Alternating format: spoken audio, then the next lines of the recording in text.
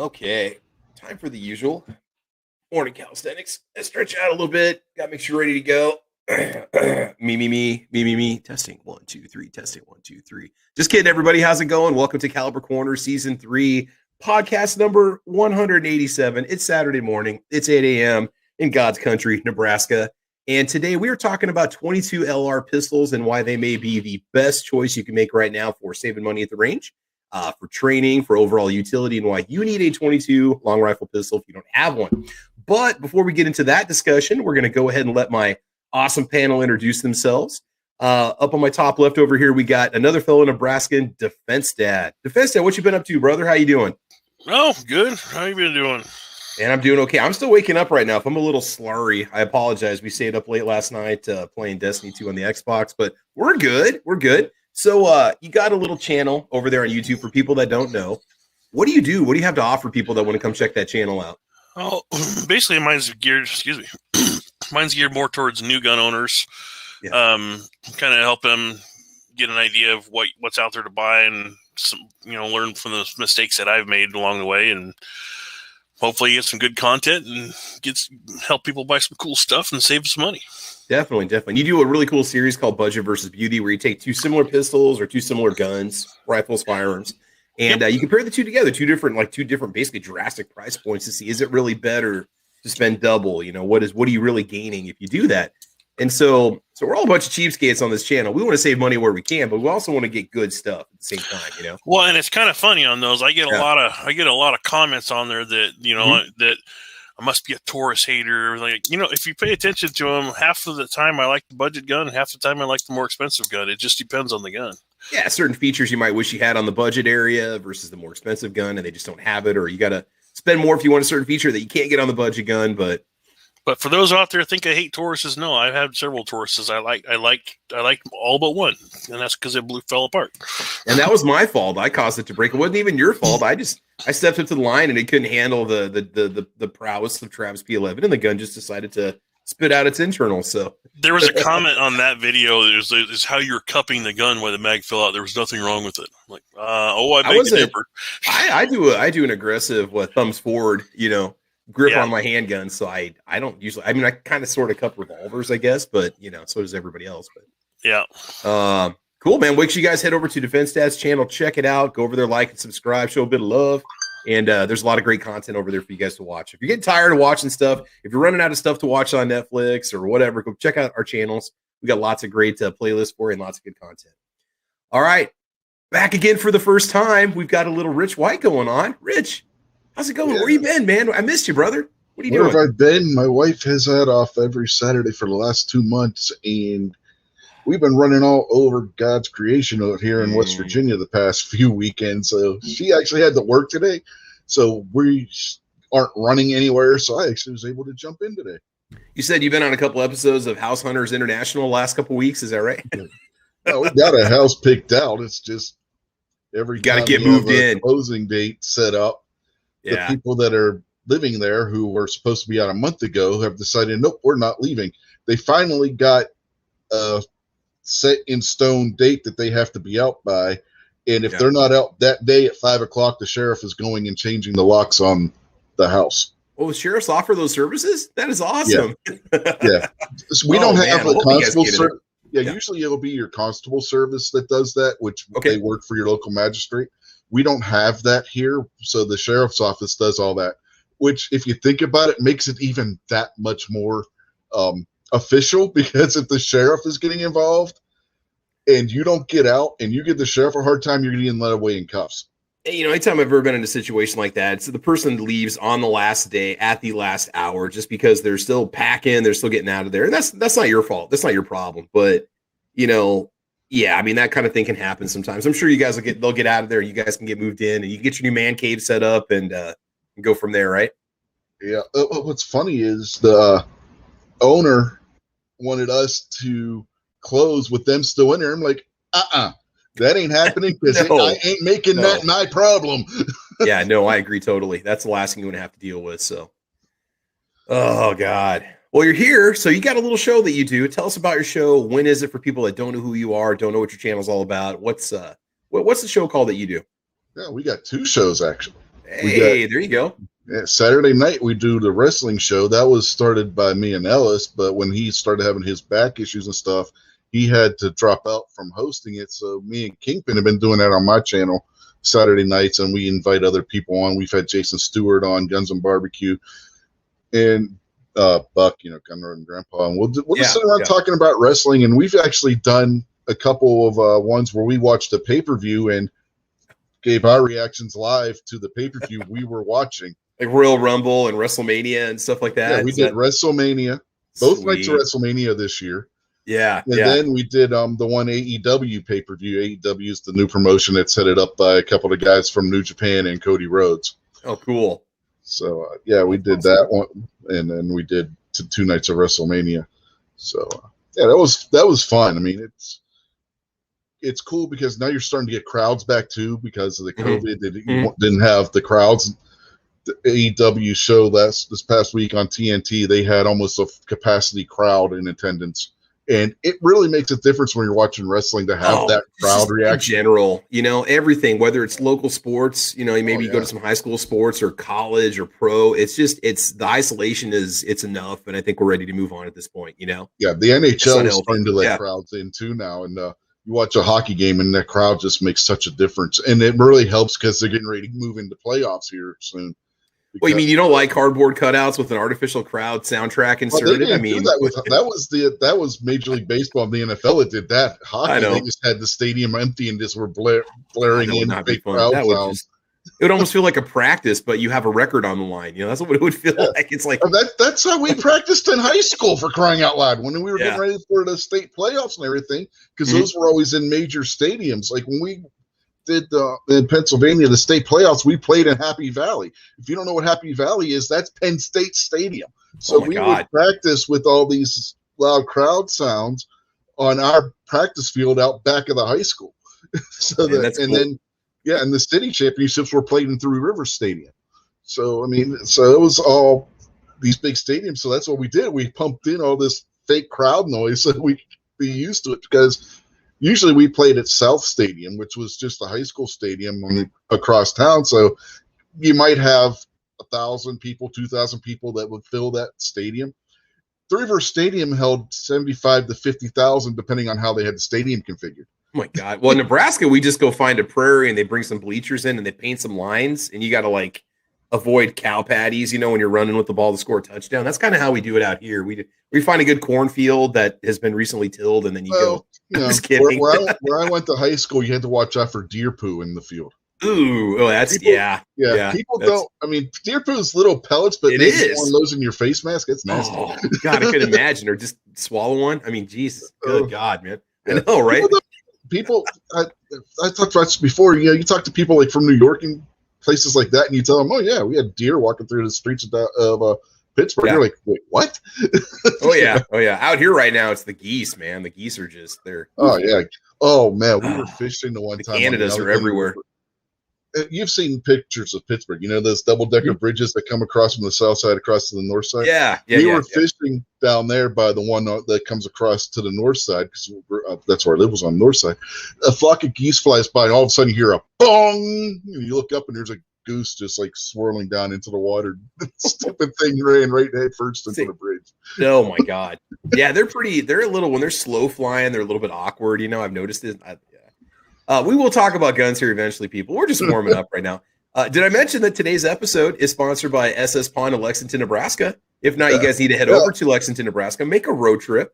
I haven't even finished saying when my show is. Oh, I thought you covered that already. Well, tell us about your shows. I said we did the wrestling show, and then we got down a rabbit hole here. You started talking about consuming animal feces. But yeah, that's, the wrestling show will be tonight at 9:05, because remember back when TBS was 5 minutes behind everybody, and they did their Saturday night show at 6:05. Yeah. So when me and Ellis were doing the show, we decided we were going to do it at 9:05 as an homage to that.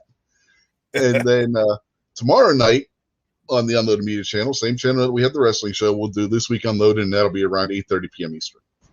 And you never know what we're going to talk about on that show. We might talk guns, we might talk politics, we might talk TV shows that had guns.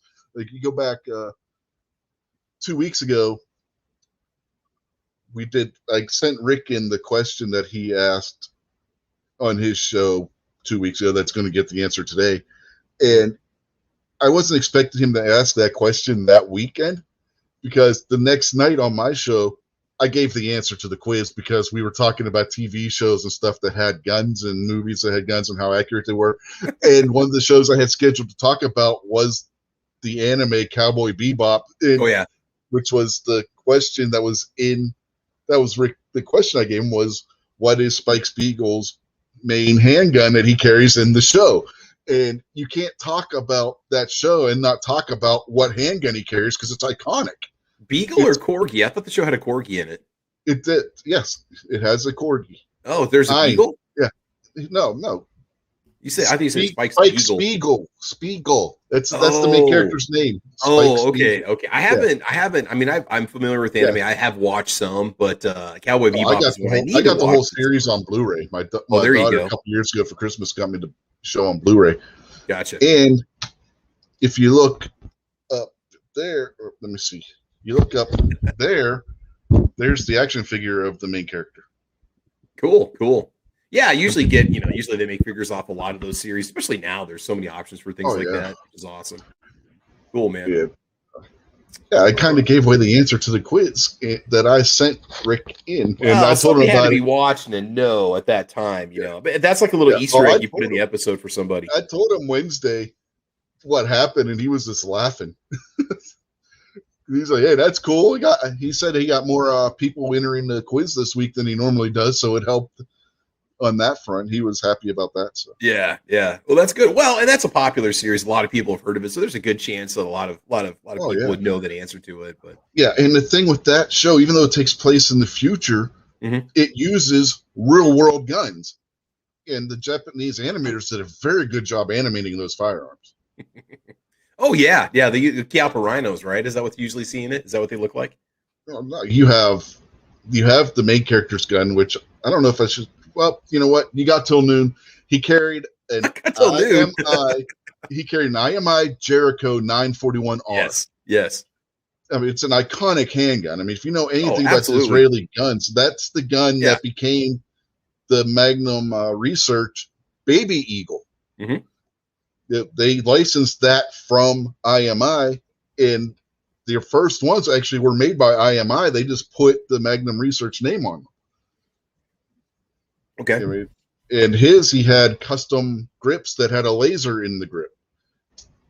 I mean, it's an iconic handgun, and that's what he carried on the show. And then you have other characters that are carrying Glocks, Smith & Wesson Model 29s. There's a couple of characters through the course of the show that use peacemakers. It's all real guns that they have in that show. It's not definitely made up some good firearms research on that when they were designing the characters and the weapons. I mean, you can tell what the guns are. Like, I'm watching it. I'm a fan of the HK-USP. You know this. We've talked about it multiple times. Oh yes, absolutely. I'm watching it, and the one gang of like Yakuza pull their guns, and they all have USPs. It's like, I mean, you can tell what gun it is. It's not like they're some blocky, it's like it's got the contours and the colors and the textures. When you get close in shots on them, you can make out the markings and everything on these guns. They did a very, very good job animating, and characters reload on the show. They actually run out of ammo. They don't just keep shooting like G.I. Joe. You know, they don't run out of the inopportune times. There's one episode where the main character's love interest, who they don't find out they like each other until the last episode, is on some mission that she's doing, because they're bounty hunters is what they are. It's kind of like Star Wars meets Babylon 5 meets Wanted Dead or Alive, the old Steve McQueen series. She's in a gun shop, and the bad guys are outside, and they got a minigun just hooked up to their car, so it's in the battery pack and everything. Oh, so you just plug in the cigarette adapter, like blazing away with this minigun, and every time they stop, she sits up and starts shooting back at them. Then when they start shooting again, she ducks behind the counter, which is armored, and she pops up again, runs out of ammo, throws the gun down, grabs another gun out of the cabinet, starts. It's like crazy, but yeah, she went through like 20 different guns in that scene. It was crazy. I might have to definitely check that series out this summer when I got a little bit of time to sit around and watch it. I think I need to. You'll love the Corgi. The Corgi is genetically engineered, and him so is mine. Him and the main character's partner in the show. His name was Jet. He's a former police officer who had to retire because of injuries he sustained, and he has like a cybernetic arm and leg. The two of them were always playing chess, and he would beat the dog every time, and then like towards the end of the series, Ein finally beats him and beats him bad. He looks at the dog, he's like, "You've been letting me win this whole time, haven't you?" Probably. Corgis are very mischievous. They're very Well, this dog was genetically engineered, and it was a super genius. This dog was incredibly intelligent. Mine is too. He's way smarter than me. I just don't, I try not to tell that on camera. So. But if you've never seen Cowboy Bebop, go out there, find it. It's out there streaming somewhere, I'm sure. It is a great cartoon. The thing with the Japanese, they made adult cartoons because it was cheaper to do it as animation than for them to do a live action show with the special effects, because they don't have the TV budget like we have over here. Yeah. Cool, man. Cool. I got something good to watch this summer now. Here we go. All right, let's give a little shout out to those people that are watching over on the YouTube side. We got Vanessa Kitty out there. We got Kevin Jung out there. Mario Mosen says, "Oh my God, you guys are up early. Good morning from the West Coast." Mario, we're always here at 8 a.m. Central Time. Well, most times. I mean, last week we were 7 a.m. on Sunday because I was busy, which I might have to do again next week, just as a quick heads up. G23's out there. Jason Stewart's watching. Gun Loving Grandpa is out with us today. Watt 75 in the house. Let's see here. William Trader is out there. Says he got his enhanced firing pin for his BCA 762x39 upper and the BCA lower yesterday. That's cool. Yeah, that firing pin makes a huge difference with the steel case ammo. And if you have any issues with the firing pin, like primer strikes on steel case ammo, import ammo running through an AK-74, AR-47, my bad. Then getting that enhanced firing pin can make a huge difference. Let's see. Mike is out there too. Tacos and French fries says, "Good morning, everybody." Good morning, Tacos. And M. Gabriel is the first person to check in. Oh, man, good stuff. So the last couple episodes here, we've been trying to talk about some alternatives to keep you going to the range, to keep you shooting. And a lot of you might be reloaders, and a lot of you might have plenty of ammunition. 22 LR can be a little bit thin in some places, but we're starting to see more of it show up out here in our neck of the woods. And so the idea was to talk about, 22 long rifle, semi-automatic pistols and revolvers, just 22 pistols in general. What do we enjoy about them? What are some of the benefits of having one? I mean, for the price of just 4 boxes of 9mm Luger these days at full retail price or full market price, you can go buy yourself a 22 LR pistol. Maybe if we get a chance, we can check out, Gun Broker and see what's for sale. What are the prices that you're looking at? And a lot of us have our favorites. So those of you that are watching this episode, those of you out in the chat, if you want to share with us some of your favorite 22 long rifle handguns, pistols, revolvers, let us know. We can talk about it. There's so many different options out there, so many different applications. Target shooting, Old West shooting, just recreations or replicas of your full-size firearm that you might carry. There's something out there for everybody. So I'm going to run this one around the panel. Tell me, what is your favorite 22 long rifle handgun, or give me a couple recommendations, what works well for you. So, Rich, we're going to start off with you. Do you have a 22 LR pistol? Or if not, what are some of the 22 LR pistols you've had some experience with? The one that I currently have is the Rough Rider 22 long rifle pistol, revolver, based on the 1911. Wrong Colt. I can't even think this morning. I hear you, man. I'm doing the same thing. Yeah. Based on the 1873 Single Action Army, otherwise known as the Peacemaker, and it also came with the 22 Magnum cylinder, which is actually more accurate with the 22 Magnum cylinder than it is with the 22 long rifle because of the cylinder gap and everything. It just Budget Guns and Gear Reviews has found the same thing with his, and we've talked about it before, the two of us, that the Rough Riders, if you get the one that has both cylinders, is more accurate with the 22 Magnum cylinder. Which it's a little hard to find that combo these days. I mean, you really got to look for it, and you pay about a $50 premium, I think, to get the Magnum cylinder. When I got mine, I paid $125. Well, I'm talking now. The combo, yeah. Now, I mean, well, you can't get one for $120 before shipping, and now you're lucky if you find them for $200 if it's got both cylinders. So you didn't let me finish where I was going with that. Go right ahead. I was trying to cut you off. Nobody puts Rich White in the corner, man. Nobody. See what you done did? You went and stuck your nose in, and you didn't let me finish. And no, I'm just messing with you. But the funny thing is, And we're not allowed to show guns online anymore when you're doing a live stream. But in the past, and I've shown this on different shows, my Heritage Rough Rider with the bluing and the killer, the grips and everything is a perfect match for my Henry Classic 22 rifle.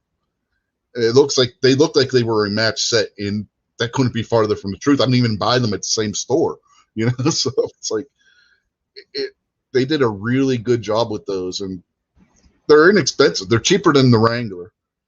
I mean, or they were anyway before all the COVID and all that crap and gun prices started going up. But even still, you can still get them cheaper depending on where you get them. At one point, those were selling for $190. So it's good to see them coming back down in price. This is pre-shipping and pre-transfer, but you're going to get one. You'll probably get in for about $175 if you decide to order online. $25 for transfer, $25 for shipping. Yeah. Few places here have free shipping. Yeah. Yeah, if you buy them local, then you don't have to worry about the shipping or the transfer fees. So that's something to keep in mind too, folks. And you also can have your gun shop order it in for you if necessary, and then you don't have to pay the shipping or the transfer fee either. Well, it depends who you order from. If you order directly from Gun Broker, but a lot of gun stores have access to Rough Riders, so or they already have them in stock. Yeah. If you want a particular model or a certain grip or a particular barrel length, Well, I got 2 gun shops here. They can order anything I want as long as it's available through their distributor. So, I mean, they got a whole list of different Rough Riders. So I was just like curiosity. I wanted to see what they would have available. So I was like, if I were to order one, what would you guys have available? And they had everything. They had the entire line where they could just go ahead and order. They could order from a distributor or direct from Heritage. Yeah. I'd love to get a Barkeep. I definitely want to pick up one of those. The color case harden is what I'm going to go for when I get a chance. I want to hold one and just check it out locally and see what I think about it, and then probably pick one up. Now, when you start to get into the $179, $189 price point, then you start to run into the Ruger Wranglers, and there's a lot of different colors for those, but you don't get a Magnum option for those. You just have the standard. Right. But at that price point, the Wrangler's the better option. It really, unless you're getting it with the Rough Rider with both cylinders, the Wrangler's just a better built gun at that price. So it's like, I'm curious about the Heritage customer service. I'm wondering if it's good or not. Well, they're Taurus. Yeah. Oh, they're owned by Taurus. Well, that doesn't mean the company itself provides customer service at the same location, but Taurus is doing all their customer service now in their Georgia location. Okay, I gotcha. So, yeah, I mean, cool, as far as I know, that includes Rossi and Heritage because they're all owned by the same parent company. So with the Rough Riders, do you think the quality's gone down in them at all? Kind of like what we've seen with just the fit and finish, and say like compared to like the 1022s that we talked about last week, but not the ones that I've seen because they're about the same. The local gun shops here have had those in stock. That's like the one thing that they were able to get their hands on and messing around with them and stuff. Like the 16-inch one, that thing is crazy. But the fit and finish was just as good as the one that I have, from what I could tell. So. Yeah, that thing reminds me of the revolver that Joker pulls out in the original Batman movie. It's got like a 36-inch barrel on it. That or City Heat, if you remember City Heat with Burt Reynolds and Clint Eastwood, and they're having the competition so you could pull out the longest gun.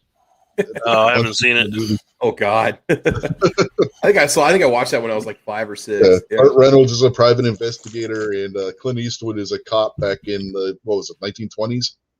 Okay, if I remember right. So. Yeah. Back when Clint Eastwood was our age. Yeah, there we go. Yeah, exactly. Yeah. Cool. Yeah, it came out in the 80s. Yeah.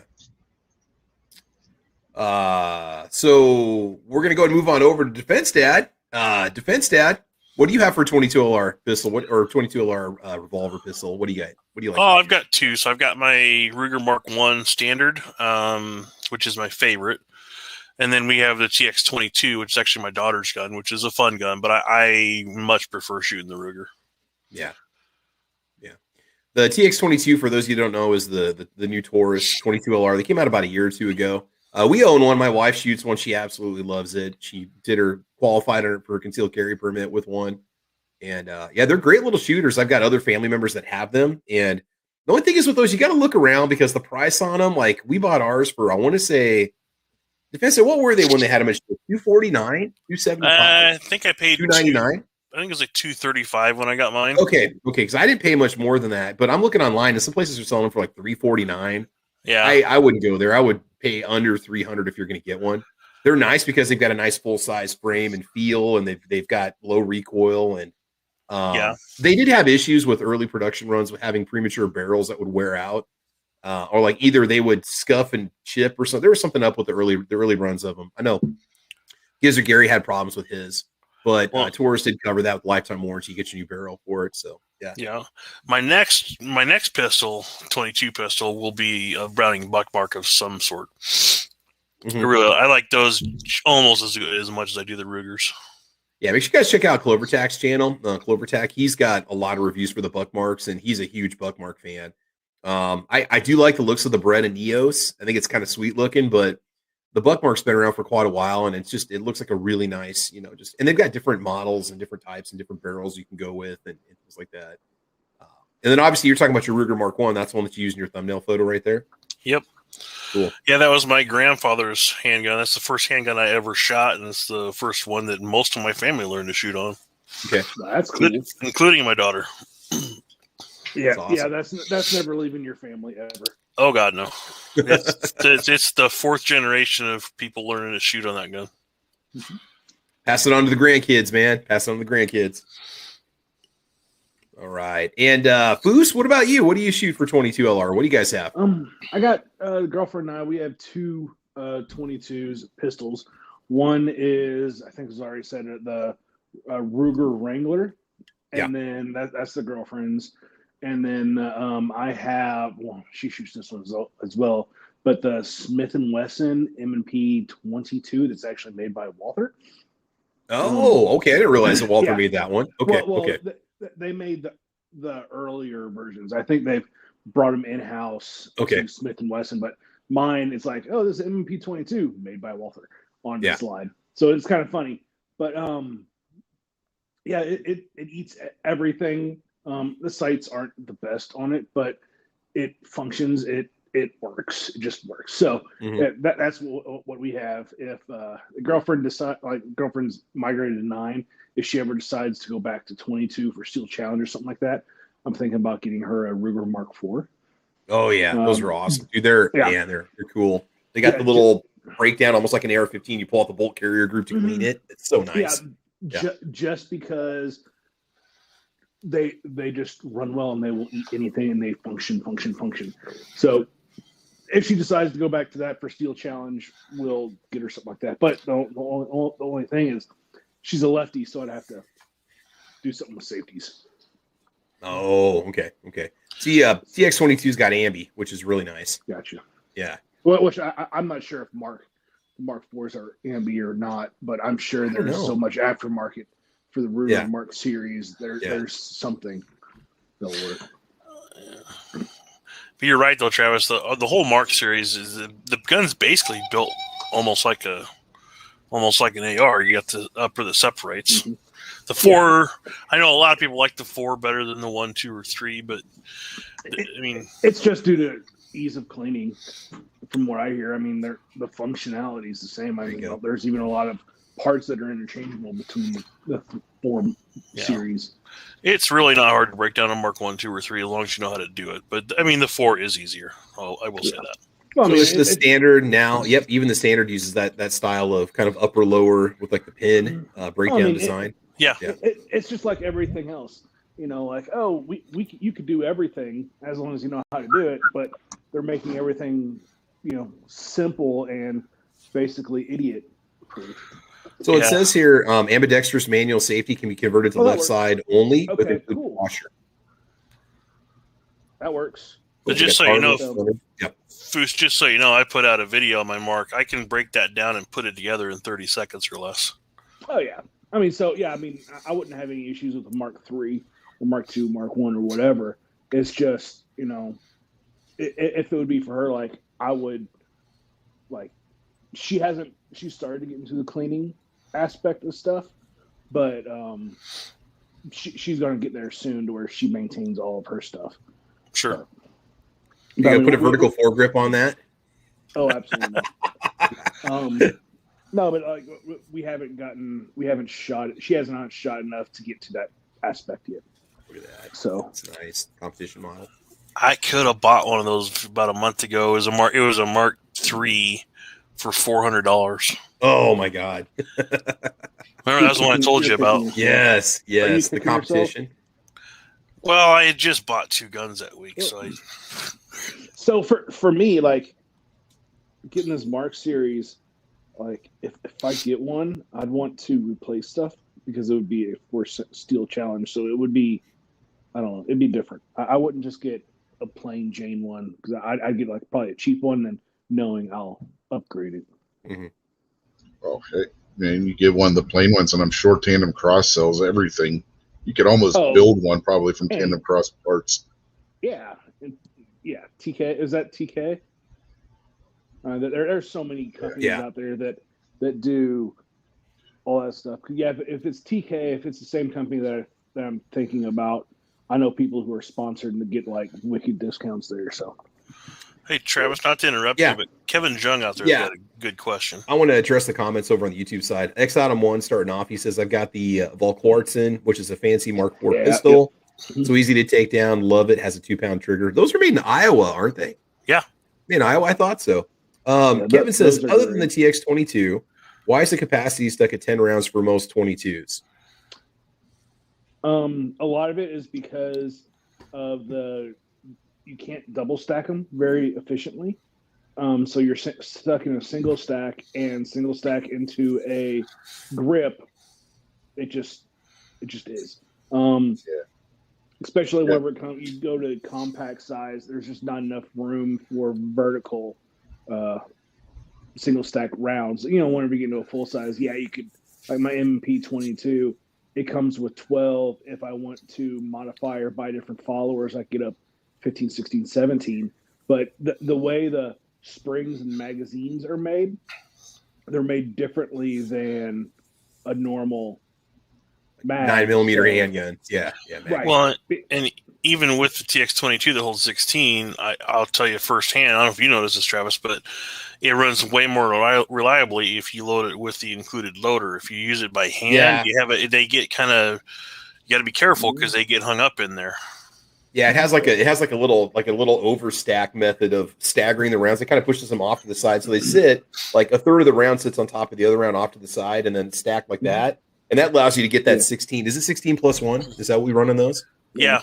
The TX22. And then they got the competition model that just came out too with the RMR mount. So basically it's not a double stack. It's kind of like third stack or something. It's weird. Like a staggered is what I would call it. Yeah. Because that rim on the rim like fire an AR basically. The rim on the rim fire has to alternate basically. Yeah. It's the same with any rimmed cartridge. Exactly. And because it's rimmed, they have to make it so, because most people do load them by hand. They don't have any. What's that part that a round? No. It's actually like in guns. It kind of keeps the second round down lower, off the bolt. So it will help with rim lock. But since these pistols don't have that, your rounds have to be angled at a specific way, so you don't get rim lock. So your angles of your rounds, like if you load a 22 magazine, you'll see that the top round's rim is like millimeters away from the next one, just because of the way the angle of the rounds have to be to work. Yeah. And that can cause some function issues sometimes. You got to make sure you keep those magazines, keep those rounds, so they'll start drifting out towards the front. And you can have some reliability issues, but I would say with the TX22, we've only run CCI mini mags through ours, and it runs like a top. I mean, my family member that has another one, she uses it just as a bedside gun. She has other firearms, but she just loves that one. Has a light mounted on it. She's fired all kinds of different ammo through her TX22. It's broken in. She'll go honestly like 200 or 300 rounds between cleanings, and I usually clean it for her when I'm visiting. And so it's usually pretty mucked up pretty good, but it runs. I mean, it runs like a champ. So we run everything through it. Same with this M&P 9 or MP 15. Like usually the Remington Golden bullets, they're they can. That's the only ammo I've really ever had issues with, like in semi-auto rifles. Yeah, that's the only thing I shoot through this, because I know it'll eat it. I know it's dirty ammo, and my AR, dedicated AR-15, doesn't really like it because it is so dirty. But this thing will just eat it up and just keep running and running and running and running and running. Yeah. So, well, when you talk about the German made, a lot of the German made, they make a lot of the replica guns, I guess you could say, like GSG. They make the Firefly, which was the old 6-hour Mosquito, which looks like a smaller version of, I think, a P226, and it liked the hotter ammo, like the higher velocity ammo. I'd stay away from those Mosquitoes. Mine was pretty finicky, and I took 3 or 4 different brands of ammo with me, and it still was not 100% running. And they do make. I mean, Walther makes they make. There's so many like somebody had mentioned out there that the GSG, they've also got a 1911 replica. There's a Beretta 22, but I think it's actually made by Beretta.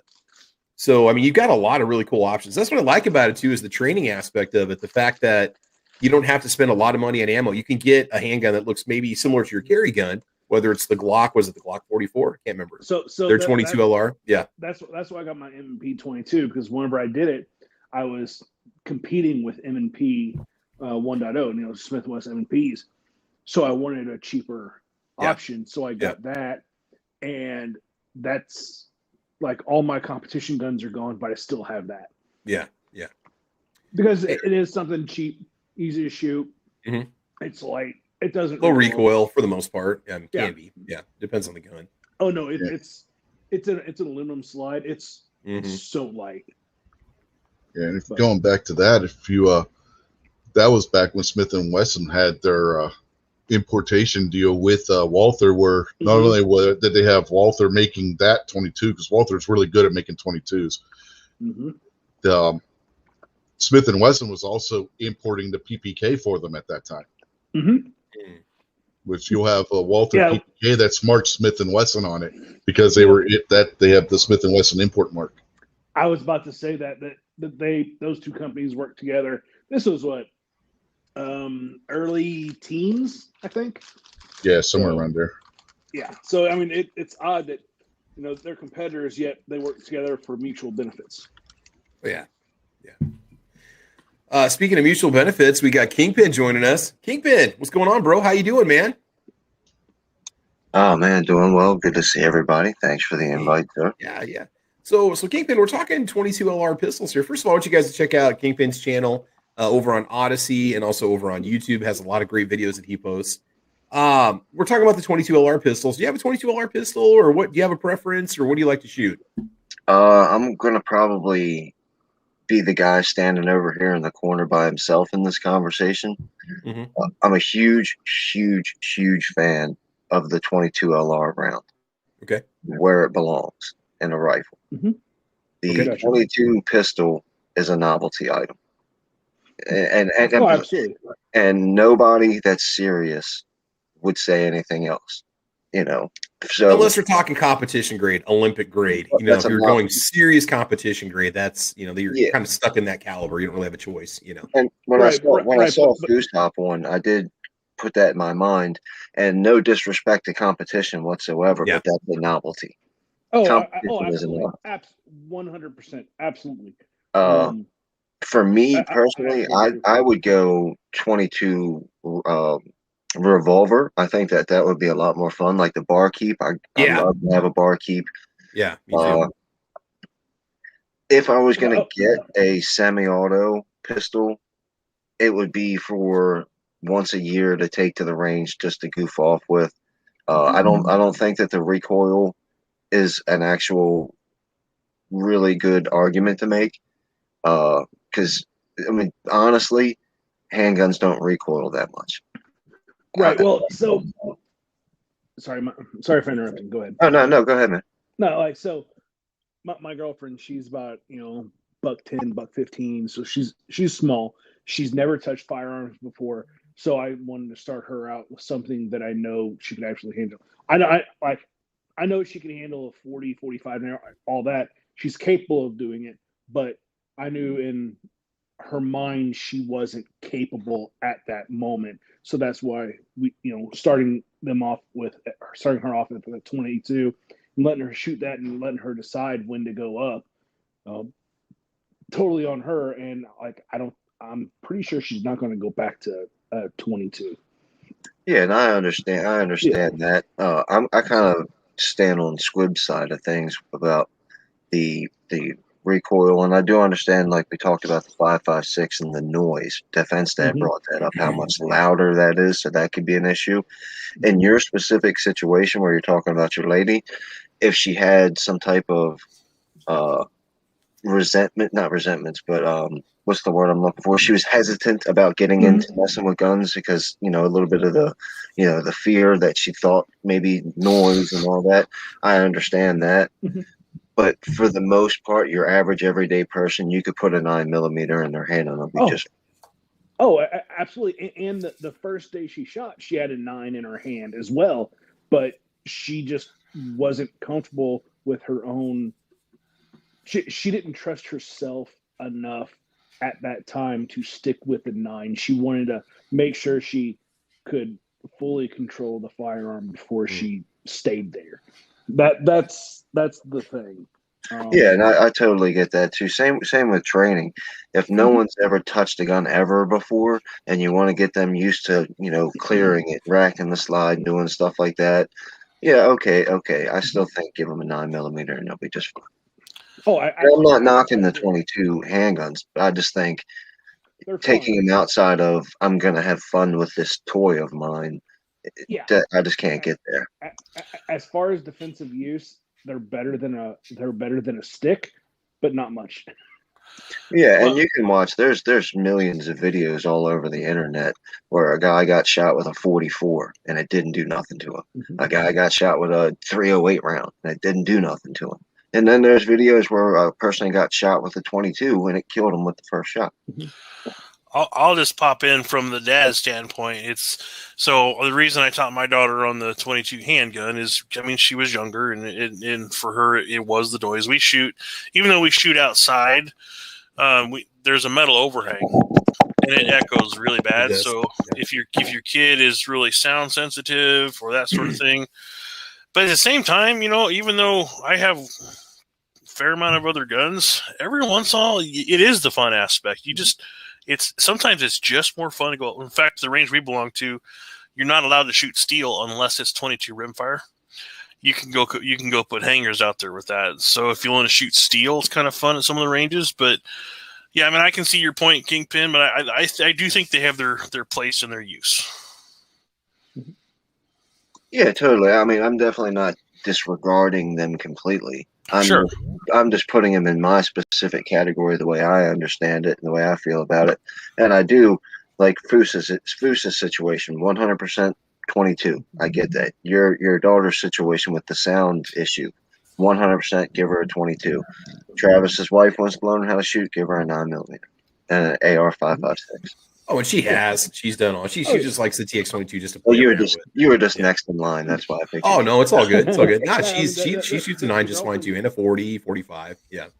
The girlfriend, Paul Harold, her first rifle was a 22. It was the AR.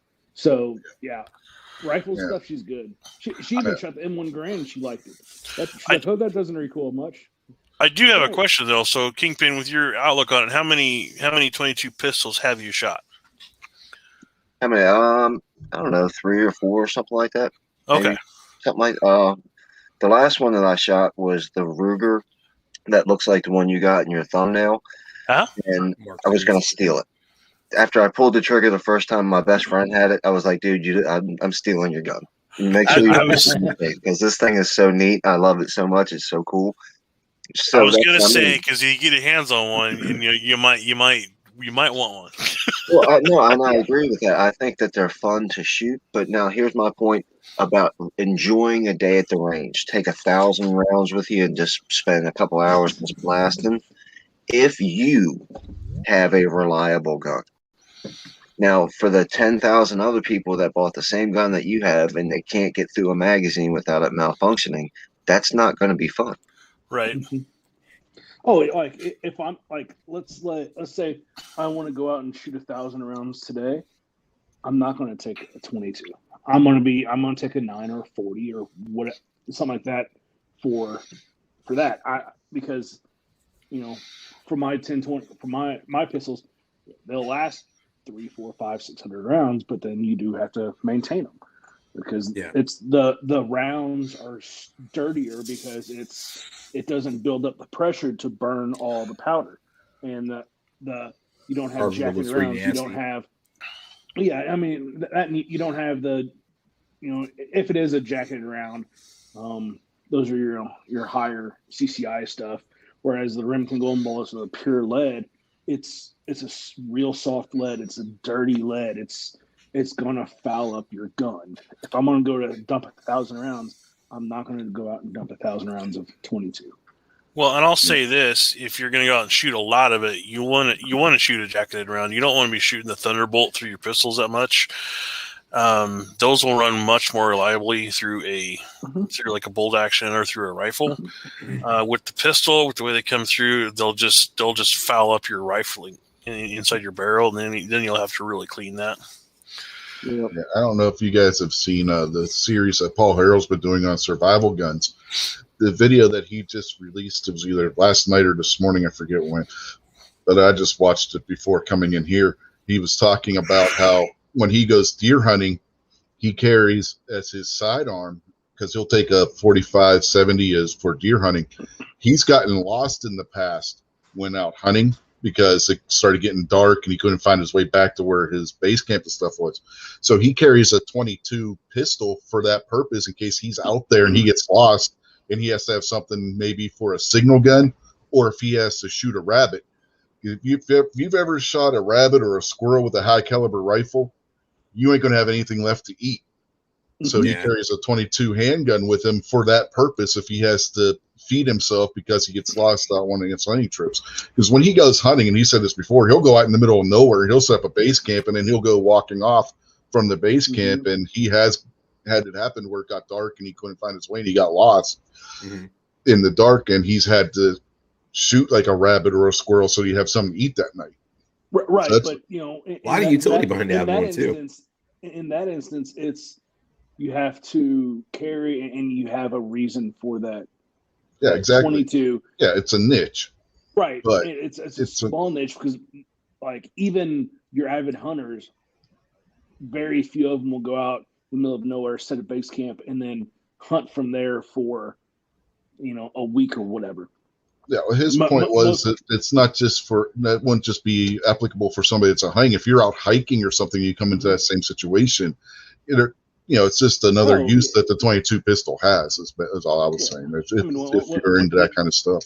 When I go hiking, I have my SIG 365 XL on me. So.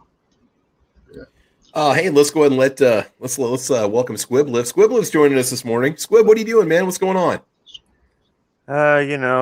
Sleeping in, taking it easy. I don't blame you. You're a hardworking man. So Squib, the discussion today, the 22 LR pistol. Do you have a preference? Do you own one? Do you steer clear of it? What's your opinion of the 22 LR?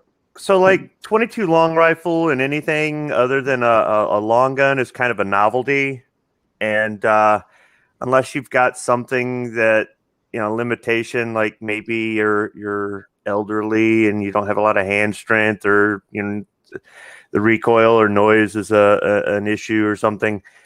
It's just kind of a toy, a plinker kind of thing from my point of view. There's nothing wrong with having one, but it's one of those.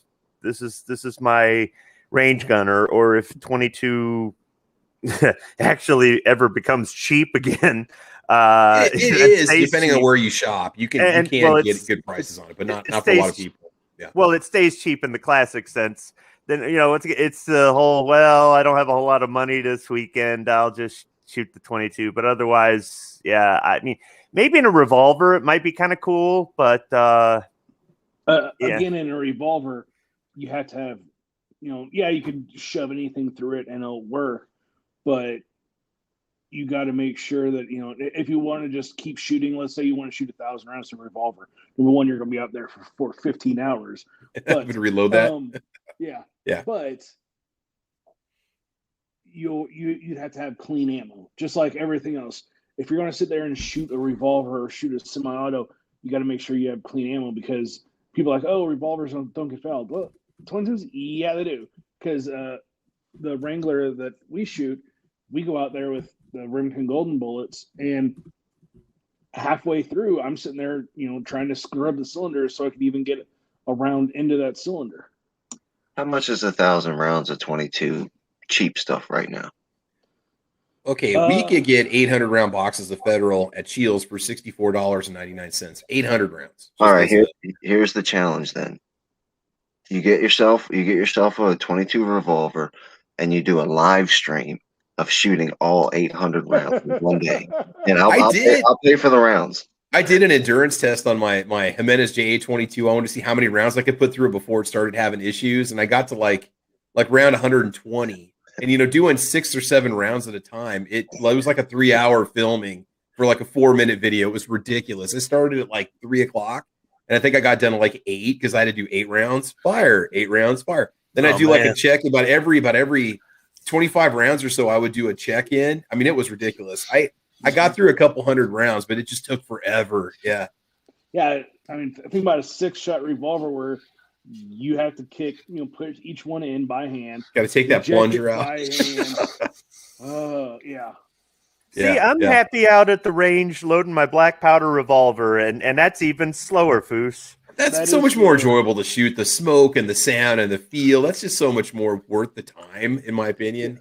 See, and you guys are talking about that, but yet at least 2 of you said you really want the barkeep. Then you have to poke them out with a stick. It's the barkeep. I don't want that. It's just for fun to play around with. I understand going into it. Yeah. Hey, if you look at my thumbnail, that North American Arms gun that I have a picture of in there, that thing was like, you have to pull the whatever, the plunger out or the stock for the cylinder, and you got to pop the cylinder out. You got to pop them out individually, load them individually, put it back in real. I mean, if I ever get a Patterson, then that means I'm willing to get the barkeep, because that one you have to load the cylinder before you put it in the gun.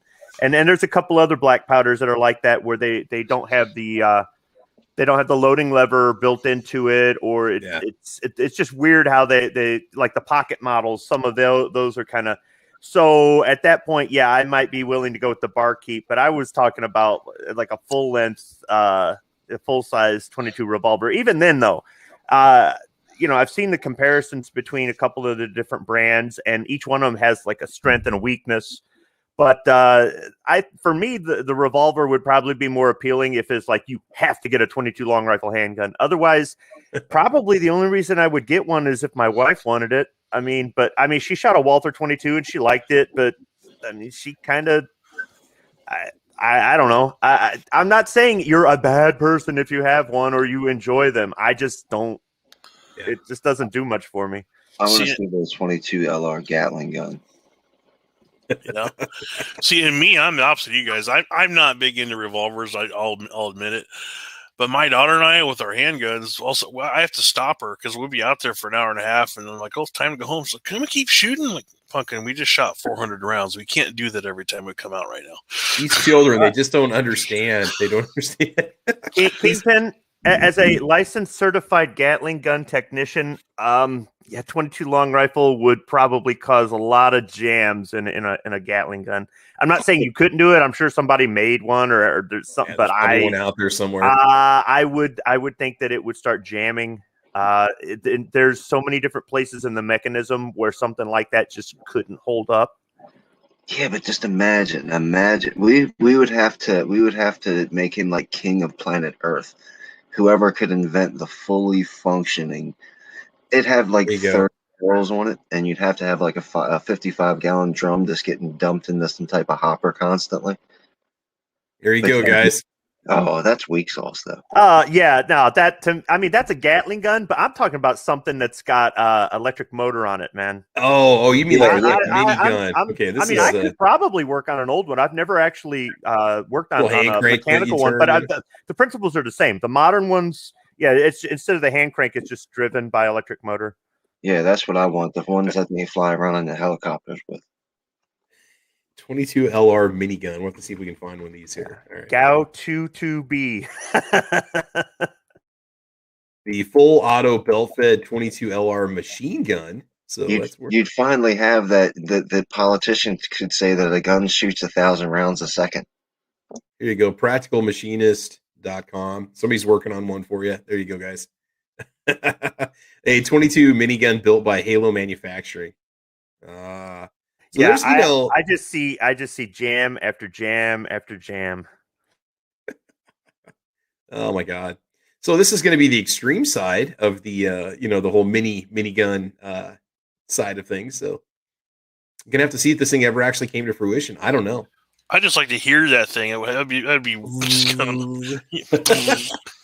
It'd be the quietest. It'd be the quietest minigun. It sounded like a sewing machine going off. Yeah. You could do that, and you could get someone with an RC like A10 Warthog. It's like quarter scale. Put that on the nose. Okay, so Halo Manufacturing is still around apparently. So I don't know. Started in 2004, so we got I got some options here. So I don't know. We'll have to check and see. That might be an option for somebody if you want to try something totally different out there.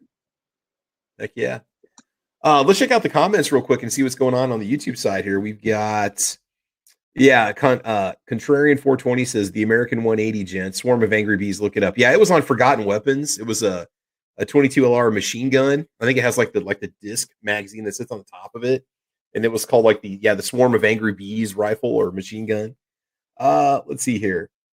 So X Adam 1 says 22 pistols, LR pistols are lightweight. The ammo's cheap. Current ammo is reliable. And a couple seconds of rushing every few hundred rounds isn't a bad compromise. Yeah, and I mean the fact that you can get models that are similar to what you carry, like a 1911 or a Beretta or a Glock, just kind of give you that ability to stay out there a little bit longer and shoot more if you want to. Granted, it's not the exact same experience, but let's see here. What else we have here for comments? I think I missed a couple decent ones. Check out the Grand Thumb video he put out a few weeks ago, was shooting a ballistic head with various 22s, each penetrated, even the handguns. Yeah, I think the first round got stuck, didn't it? It didn't actually go through, but after that, it pretty much tore it up. Let's see here. X Adam 1 says, my from in LA uses 22 to take out deer. I've seen him do it. My 22 LR was my daughter's home defense gun when I was away. 25 rounds of 22. It'll take out a bad guy. Yeah, I mean, that's just it. Like the TX22, you run a 16+1 with some CCI mini mag and have a second magazine to back it up, you're probably going to do some damage. So X-Autumn1 also says, I have 3 Heritage revolvers, M&P 22C, M&P 1522 pistol, 1022 takedown, the Volkwarzen, and M&P 1522 rifle.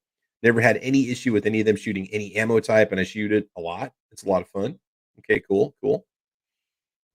I'm just making sure we're not missing anything. There is also a little bit of talk about the Keltec PMR 30, CMR 30. Now, I shot in 22 Magnum. I shot G-Web's PMR 30, and I was surprised. Yeah. I was like, because it looks like a Mattel gun, right? Yeah, I did a cleaning video on one. I've shot one. They're very smooth, surprisingly. They're not bad. I mean, I don't think they're bad personally. Mine didn't fall apart or break or have any issues at all. Yeah, it smooth, fit well in the hand. The sights were good. I mean, it's just like, this is what I thought it would be. So, I mean, yeah, but PMR 30, that's the Magnum, 22 Magnum, right? So that's kind of a different critter there. It's got a really long pistol grip on it, like really wide, because it's got like these thick magazines. They almost look like AR magazines that you're loading into because the round is so long. So it does make for a very long grip. It's weird. And I think they're single stack, if I'm not mistaken. It's been a couple of years since I shot one. Disassembly and cleaning is a whole different animal. I mean, that's something you really got to be careful, because I think it has multiple recoil springs in it and stuff. It's been a while since I did my cleaning video on it, but mine ran great. I do know the instructions. They tell you not to run certain brands of 22 Magnum ammo. I think they tell you not to run Arms Core 22 mag, which was about all I could find. So I ended up having to make a trip out to Cabela's to get different 22 mag ammo. Locally, that's all they had in stock. I think I went with Winchester or maybe some Federal and had no problems with it at all. But yeah, there's 30 rounds of 22 mag. I wouldn't want to step in front of that. So that's definitely something I'm not interested in. All right. Yeah. Again, we talked about the low recoil. We talked about the practice, the utility of having one, and the fact that there's so many different types of models. And now you're getting, models that already have the cutouts for your red dots on the top. Taurus has got the competition model that's coming out. And then, you know, you got the Barkeep that just came out, which seems to be really popular. Like, part of the thing with the Barkeep is it just looks a little bit different. Looks kind of fun. You can swap out the Magnum cylinders if you want to with the standard 22 LR cylinder. Relatively inexpensive, like $160. So I think that's part of one of the reasons why the Barkeep is so appealing. Yeah, I think that's it. It's in stock and it's inexpensive. And I mean, honestly, I'm not going to say I'm ever bored with firearms, but you kind of get to a point where it's like, there's just nothing that's really, you know, lighting the fire to want to go buy anything new at this point. And then that comes out, it's like, oh, cool, little 22 compact pistol might be fun to plink around with, you know. Yeah, I might go try one. So that's always a possibility. But yeah, I don't know. Like I said, we just have the TX22 in the family right now. I did have an H&R single action revolver back in the day, and I had the Magnum cylinder with that also. I don't know if it was actually a Rough Rider or not. This one was a really old one, H&R Manufacturing 22 revolver.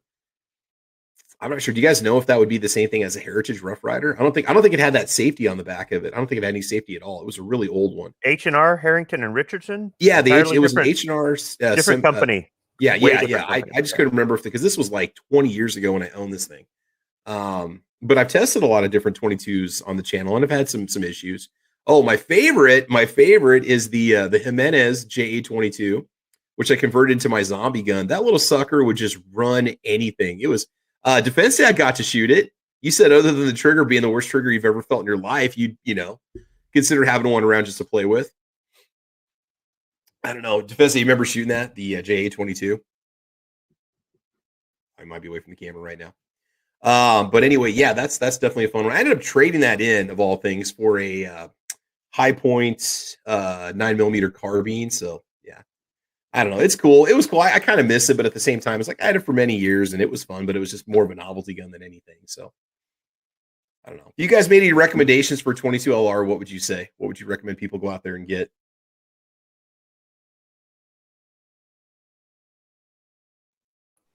Yeah. I don't know if you guys were still with me or not. I thought maybe the feed got cut off. I was just sitting there. Yeah. I guess I'm going to go back to the revolver, just an inexpensive Heritage revolver. Yeah. Sorry, I had to step away for a minute. I heard my name. What were you asking? Oh, about the Jimenez JA22. We took that out to the range and blinked around a little bit. You said, oh, the trigger being one of the worst triggers on the planet. Oh, God, it's not that horrible. Yeah, I mean, you get used to shooting it, but the trigger, it starts to like cut into your finger after a while. It's like a little thin bead of plastic that you basically pull back on. So, and they're honestly, Jimenez, I don't know if they got bought out and they're back in production. They went bankrupt. So I don't even know if they're even around anymore. You can find them used up on Gunbroker, but I think the only handgun I've shot that had a worse trigger than that is my Vindicator revolver. Oh yeah, and double action. Yeah, that heavy pull. Yeah. So anyway, let's just take a little gander here. Let's see what you can actually get these days for the money for semi-automatic pistols. I went over to Gunbroker, and again, I'm not affiliated with Gunbroker at all, but I went down and filtered down to semi-automatic pistols. Buy it now, lowest price first. And one of the first ones that pops up is the GSG Firefly, which I said here's the thing. It's a very, very soft shooter. I mean, when you pull the trigger, you can't even tell the thing's going off, but very ammo finicky. I ran nothing but mini mags through the one that I tested on my channel. I had some issues with it. It was basically marketed as a 6-hour Mosquito back in the day. And they made a tactical model. I think they still make it with higher sights and a threaded barrel. Now, on the TX22, you get a threaded barrel insert that screws on the end of the barrel. And you can add a suppressor if you want to. So that's another option. You know, we didn't talk about the 1022 Charger. I have no experience with that, but I know that's been a pretty popular one for some people to play around with. And as we go down the ranks here, just showing you what kind of prices we're talking about. Here's a Chiappa 1911, chambered in 22. I don't know if that's full size or if it's like maybe a 2/3 scale replica. The little Taurus PT22 Poly. And prices on these are super high. These Fireflies used to be $199 about a year and a half ago. Here's the ISSC M22. This is another one that's kind of ammo finicky. They're cool. You know, it kind of looks like a Glock, but you're almost better off going with the Glock. The Glock 44, chambered in 22, if I'm not mistaken. I might be off on that, but yeah, I honestly would say steer clear of the Fireflies. I'd rather go with like an SR22, or I would rather go with maybe even one of the Walthers. Now, our family has a couple of these, the LCP2s. I mean, you can call it a novelty gun, but if you just want a compact gun to shoot or you want to try one, dead reliable. These things are great. Fairly accurate. The trigger is wonderful. Recoil is not bad at all. Magazines are readily available. So these little guys are great. The one that we bought, I don't remember if we paid $320. Was it Defense said how much was it? Because you're the one that called me and told me it was for sale. It was you paid MSRP. It was $319. $319. Okay, $319. Gotcha. Yeah, and so that's pretty much, now they're in stock quite a bit at the local Shields. You can find them, there's quite a bit of them out there. See, and I kind of want one of those. I mean, for a little pocket gun, if you're just running into the mailbox or something, yeah. And that gun, I think the 22 would be better than the 380, just because I think the 380 is going to have a lot of recoil. It does. I mean, for a smaller person. Yeah, a lot of the gun channels complain that even the 380 is hard to control, and they're seasoned shooters on a lot of these channels. But yeah, my wife wanted the original LCP because it was cute. She fired it once and promptly sold it. She's like, nah, not so much fun. Yeah, these little guys, light recoil spring, easy to take apart and clean, very accurate, very well built, good texture. You got that little pinky rest going on. If you want a compact 22, I mean, you spend a little bit of money and get one that's going to run, and they do run really well. And we don't even always run high velocity ammo through. We just run whatever we have to practice with it. Do you guys have any experience with the Neos at all? The Beretta Neos? I've never fired one before. I don't know if they're decent or not. They had a bunch of them in stock. I've heard they're kind of problematic as far as like jamming, that sort of thing. Yeah. Kind of cool looking, but you got a lot of options for optics mounting on that one too. Yeah, those Berettas will make a cool blaster pistol for in a movie, bro. Yeah, I was going to say that too. Kind of like those. What did they use in Spaceballs? I was going to say it's the Varmint Dispatch handgun for Space Force, right? Yeah. Well, and they were kind of attractive too, because you could buy them brand new for like $239 or $249, which is really cheap for a Beretta. Mm-hmm. So that maybe sometimes that's a red flag, I guess. Made me think of the Calico 9mm because that looks like a blaster too. We got a request here. I don't want to go to the Heritage website. It keeps popping up wanting to give me like virus checks and stuff. But the Heritage, and I talked about this one a year or two ago, the Heritage Rancher carbine. They make one that kind of looks like the Rossi Circuit Judge. Let's see if this goes here. Wants to block me. Yeah, it wants to block me. We'll just go to Heritage. And real quick, you brought up the Calico Squib. That was also available on 22. Okay. See, that would be kind of novelty. If Small Caliber Arms Review did a video on this one. The Rancher Rough Rider carbine? Yeah. What do you say about it? I mean, it does look like a miniature version of a Rossi Circuit Judge that we used to own. He talked about just making sure that you don't put your hand forward because that's your instinct to do because it's a revolver. Oh, there's no blast shield up there in the front. Even the Rossi Circuit Judge has these little ears that flare off the front of it that protect your hands from the cylinder if you go, because you have your in the Circuit Judge you actually have like a forward like grip area. You got a hand guard up here that you do grip, so the middle part of your arm could be susceptible to the blast, but it does have a blast deflector on it that blows stuff off to the sides. So this one you're not supposed to hold it out front. If you look at the way the trigger guard is shaped, you're supposed to use the trigger guard as a grip. Oh, I got you. Okay. So they don't count that as a vertical foregrip then. That's good. Well, it's a carbine anyway, so it doesn't matter. But yeah, it's kind of neat looking and stuff. But I'd so want to just put my hand up there on the front of it, shoot it. $300 for that. That's pretty cool looking though. There you go. I like the little sling hook up for it. Might be a fun little Varmint Dispatch firearm that you can pick up too. So got some options for it. I'm sorry that I missed it. Where do you put your where are you supposed to grab that thing at and shoot it? On the trigger guard. That's why you got the little fake trigger down there and everything. It's your hand. You put your hand there. You just rest. You grab that with your index finger on like your left hand if you're holding it right-handed. Yeah, basically you just put your index finger at the front of the grip, and then your rest of your hand comes back. Okay. If you got gloves and long sleeves on, though, is that going to be an issue? I mean, would that block it? With 22 long rifle, probably not so much as if you were shooting like a 357. Yeah. Well, the Rossi Circuit Judge we had, that was a 45 Colt, or you could shoot a 410 shot shell through it if you wanted to also. So, yeah, you also had that option. But, yeah, I mean, again, there's lots of different options out there for if you want something. Oh, the other one, okay. The Kel-Tec P17, that was the one that was their little inexpensive. Well, it was supposed to be inexpensive. Now they're running for $349 online. But, I put a link out there to Small Caliber Arms review video on that Rancher, and now I'm putting a link to Guns of the West. He also reviewed the Rancher. So if anybody wants to check that out and just see what their opinions are, there they are in the chat. The P17, I know TFB TV did a review on it, but I didn't get a chance to watch it, so I'm not sure what they say about it. Again, get your vertical foregrip on there, you SBR that. See, it looks like another blaster, but just with the one Kel-Tec I shot, I instantly think of Kel-Tec as a novelty handgun. So yeah, I would get this just for the novelty, kind of like, look, it's green. It's look at this. They got Coyote Brown here, or whatever. Yeah. Well, I mean, and again, it's one of those things where for $349, you can get yourself a decent used handgun or a good new gun these days. I mean, that's kind of money that we're looking at. You're starting to get into an area where if it's going to be your primary firearm, you might want to take a pass. Yeah, I said that right before I looked at the price. I don't know, for $350. Yeah, see, What's your bookmarks?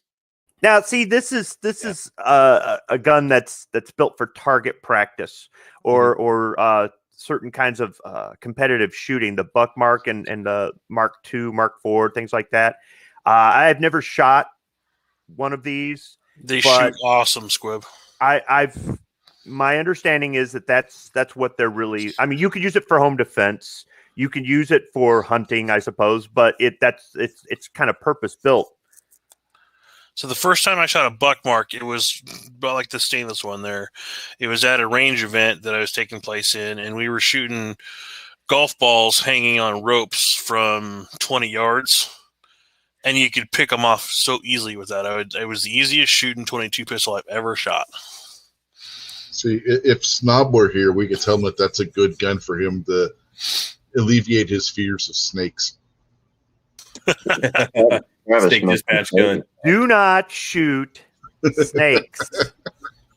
I'm with you. I don't. But, I try to. Garter snakes don't bother me. They do pretty good. Yeah, Snob is a chicken butt when it comes to snakes. So I mean, come on. He shot the snake that eats the other snakes. I know. We both told him about it.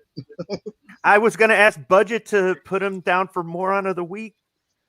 Of all the snakes to shoot, he shoots the one that eats other snakes. I mean, come on, Squib. If you're afraid of the snakes, you can at least, not Squib, Snob, you can at least find common ground with the king snake. They eat other snakes. You probably thought it was a rattlesnake, right? Well, he doesn't care what kind of snake it is. It's a snake, it's bad. Jeez. I'm a snake. All right. So anyway, I was just showing off some of the Buck. Man, there's I keep going. There's 400 different variants of the Buck Mark. Yeah, I've been scrolling the whole time you guys have been talking, and I have not hit the bottom of the list yet. And it's all the same frame. And it's California compliant. Yeah, I mean there's more versions of that than the Ruger Mark series, and those and I'll agree with Kingpin. Those would be range guns. Those aren't going to be something you carry. But I tell you what, if you haven't had a chance to shoot either one of them, the triggers are so good on both that and the Ruger. They're just a ton of fun. Yeah. So when I took my concealed carry class back in, I think it was 2001, 2 people in the class brought a Mark II to the range session. You just had to put 50 rounds downrange. Any handgun, didn't matter. It doesn't have to be a carry gun, didn't have to be a V gun. They hadn't bought a dedicated concealed carry firearm, either one of them, and they both shot competitively. So the instructor said, "You're good to go." So even if you had something like that or some other 22 that maybe you're thinking, this isn't going to be my carry gun, but this is the only 22 I've got or the only handgun I've got, and in your state there's a range requirement for the license, you can always go back later and get a different gun for concealed carry. So I thought that was really kind of interesting how that worked out for them. Yeah, most of the, at least the states I've looked into, if you want to carry a semi-auto, you have to do your range session with the semi-auto. If you use a revolver, you're only allowed to carry revolvers. Yeah, that's the way it is here. If you take your test with the revolver. Your permit only lets you carry a revolver. But we have constitutional carry, so that doesn't matter. Yeah, I know. Why would you? I mean, well, reciprocity with other states I'm saying background check avoidance. What we're not saying laws are good or bad. We're just saying what the current law set is and how to abide by current law set. We're not saying that it's good or bad. No, not that. It's just Rick Mitchell said that when he lived in Rhode Island, you had to you could only carry the caliber that you qualified with for the permit or smaller. So he said your best bet is walk in with a 44 Magnum. That way you can carry any. And it's like that doesn't make any sense. It doesn't.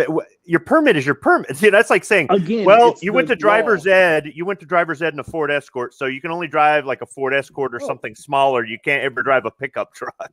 Well, no, because then you could just come back and talk about A license, B license, C license, CDLs, all that kind of different. That's the kind of stupid argument they come at me in there.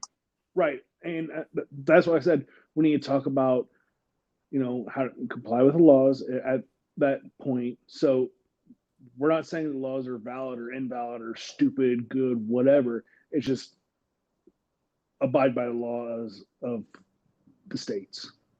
Yeah, I think that if I had to qualify with the biggest gun possible in order to carry any gun, I'd show up with a Desert Eagle or something, or I just plain would move to a state that's free. Because I don't think there's I can't imagine there's that many states that have got that sort of. Hold on, I'm gonna walk in with my 50 Beowulf AR pistol. Well, and here until the pandemic hit, most of the CCW, at least in Nebraska, they wouldn't let you take it with the 22. Now they're making concessions just because of ammo shortage right now. So yeah, everybody's different. Yeah, but see, that would kind of suck that you go to your local range and they're having classes and they provide the ammo and the guns, and then they're like, oh, by the way, now that you've paid for all this, and you can't carry anything other than a 22 because we've got this state law that's kind of. What? Whenever you go to your CCW, I've never heard of the place you go supply ammo and guns. Oh you yeah. Oh yeah. Yourself. No. The place down the street here. The place down the street here does it. They cater it and everything. Yep. Yeah, the place I took mine, they have rental. Well, not rental, but they have range guns. In fact, there was a gal. She was easily in her mid to late 60s, and she showed up to take the class, and all she had is her husband, who had passed away, had a 44 Snubby revolver, and he kind of took it away from her, and he gave her a Canic TPS, whatever the big one, to take the course with. SF. Yeah. Because she had 44 Magnum Snubby, and this gal weighed maybe 120 pounds, and he was actually concerned for the safety of the rest of the class. Oh, I hate shooting that. That's a horrible. I mean, I've tested one of those, the 44 Mag Snubby Rossi. Oh, it was either a 44 or 357, but it was a Snubby. Yeah. Yeah. Oh. Yeah. Here, if you don't have your gun, the local range that does the classes rents guns, and if you don't have something, if you don't have you forget your gun or you don't have one, they'll rent you one, but they're not going to supply it. Right. Well, see, where I took mine, this is a firearms instructing range too. So they just do, and Justin who runs it is a hell of a nice guy. I'm actually taking a class there next weekend. So that's just how us Nebraskans are. That's just us Nebraskans.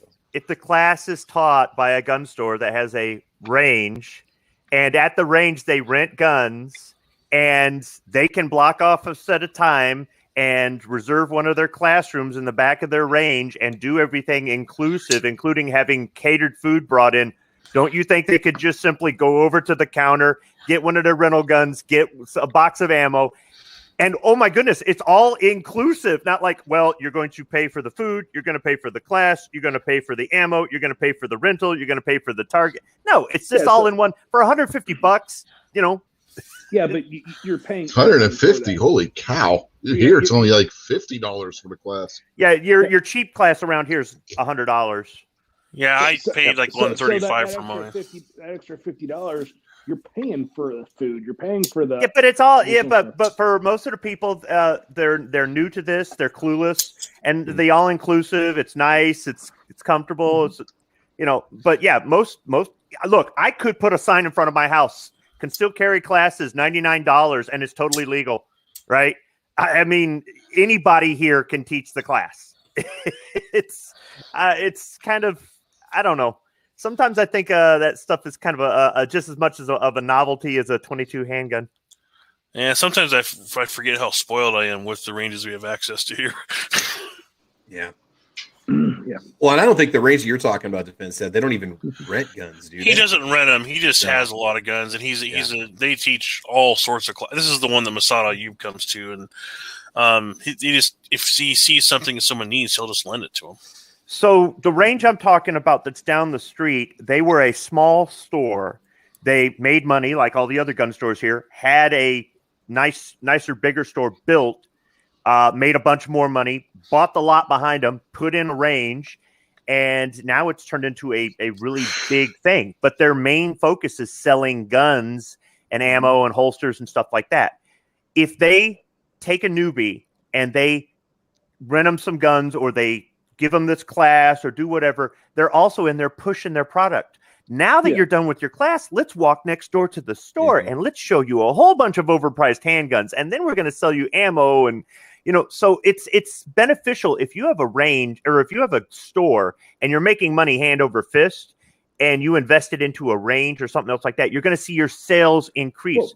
Whoa. The range I used to, the place I used to go that's about 35 minutes away from here that had rentals. There was the big store back in the day before stores just started sprouting up all over the place. All of their rental guns didn't cost them a penny because the manufacturers supplied it to them. All they had to do was maintain them. They made money off the ammo they sold you, not really the gun rental or the range time. It was you had to buy their ammo. What you're saying is that's good business. You're making money, and then you want to have more options for your customers, more services. So that's just good business. It doesn't matter if you're in the gun business or not, with what you're saying. But and kind of like again what you're saying. Whenever you rent guns out, that's not selling guns and ammo. The markup on those for majority of gun shops are next to nothing. I mean, like I know some gun stores, they make $10 on a gun. Yeah. But it's the holsters, it's the AR accessories that they make. Okay, on this, $40 thing, they may be pocketed $25. That's where they make all their money, is all the accessories. The thing that goes pew and the thing that gets sent by the pew, they make next to nothing on that. And the range here that I'm talking about, they don't stock a whole lot of handguns in their rental. And when they do, it's usually not going to be something you want to take your concealed carry class with anyway. Because it's going to be something like a 50 Desert Eagle or a 44 Desert Eagle or like a BFG, something because they can make more off that rental than they can if they actually buy, turn around, and sell the gun. Right. Yeah. Most of the rentals like full auto stuff. Exactly. And because how many people want to go out and shoot a Desert Eagle? Sure, that's awesome. How many of us want to go out and buy a Desert Eagle to shoot? I love them, but I let me do the raise my hand thing. What, are you going to drop the $2,000 or $3,000 or whatever it costs to buy one, or are you going to drop the $20 or $30 for 5 or 6 rounds, however many are in a magazine, and rental fees for 15 so minutes? I rented one, and after I rented it, I said I've got to have this. 20 years later, I still haven't pulled the trigger, pun intended, because of the price. But eventually I will. Yeah, eventually. It's like for that price, I can buy 3 or 4 other guns. Yeah, I've shot. But I'm not going to keep renting it. No, I will own one. Yes, I will. Yeah, but again, 20 years down the road, if that whenever you rented the Desert Eagle 20 years ago, I guarantee that shop has made more money off that renting that Desert Eagle than if you would have went and bought that Desert Eagle that day. Yeah, but see, the shops around here have the rentals more or less to draw in business more than really to make money off the range. And I mean, they make money off the ammo really more than anything else, but they use it to draw in the business. And they're also kind of like a car dealership where they try to get the customer and keep the customer. Get the customer. This is your first gun store. This is your first experience. You will keep coming back here. And there are some people that they're not gun people. Yeah, but they want to get that second gun, or they want to get the gun for the spouse, or whatever it is. They go right back to that same gun store. And some of these gun stores, you might say they don't make any money, but I see what they do. Keep buying bigger buildings and buying a second location and all this other. They're making money, man. And on top of that, a lot of these places that do have gun rentals, you have to use the house brand ammo. So you have to buy their ammo to send through their guns. And a lot of these gun stores, they don't just have the 01, they also have their 06. So they make their own ammo while they keep their brass. So they don't have to pay the FET sales tax or FET brass tax, which is 11%. So they're making ammo at of course, good days back pre-pandemic. You may be making ammo for, 8 to 10 cents a round, and you're selling it at 20 cents a round. That's where they make their money, because you're like, oh, you have to send our ammo down the range. Well, they have next to nothing in the ammo because they have a guy or a machine in the back room just sitting there pressing out all day long. Yeah, I mean, it's crazy stuff. But back to 22s. Yeah. Oh, well, you can reload 22s, but it's a pain in the butt.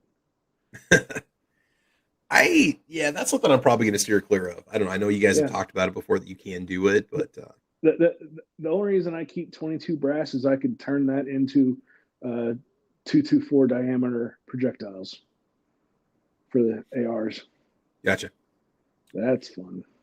Let's see, Foos, do you have any way you can boost your volume at all? They were asking on the YouTube side. They can't hear you very well. You're using your phone, aren't you? I am, and I have one headset. The girlfriend has the other. Ah, gotcha. Can you hear her better? Talk a little bit. Can you hear me at all? A little bit. I can because I got my earbuds in, but I'm not sure on the other end. It on the playback. It'll be a little bit louder. I'm sure. She's a little quieter than Foos is. Yeah, I got the volume boosted all the way on my end, so I can't turn it back. Yeah, I'm not sure which headset. It doesn't matter. We're good. Device. We're good. Let's see. YNH says my buddy bought his Desert Eagle 50 for $800 back in the day. I see him for $1,600 to $1,800 now, depending if the Punisher or Trump is on it.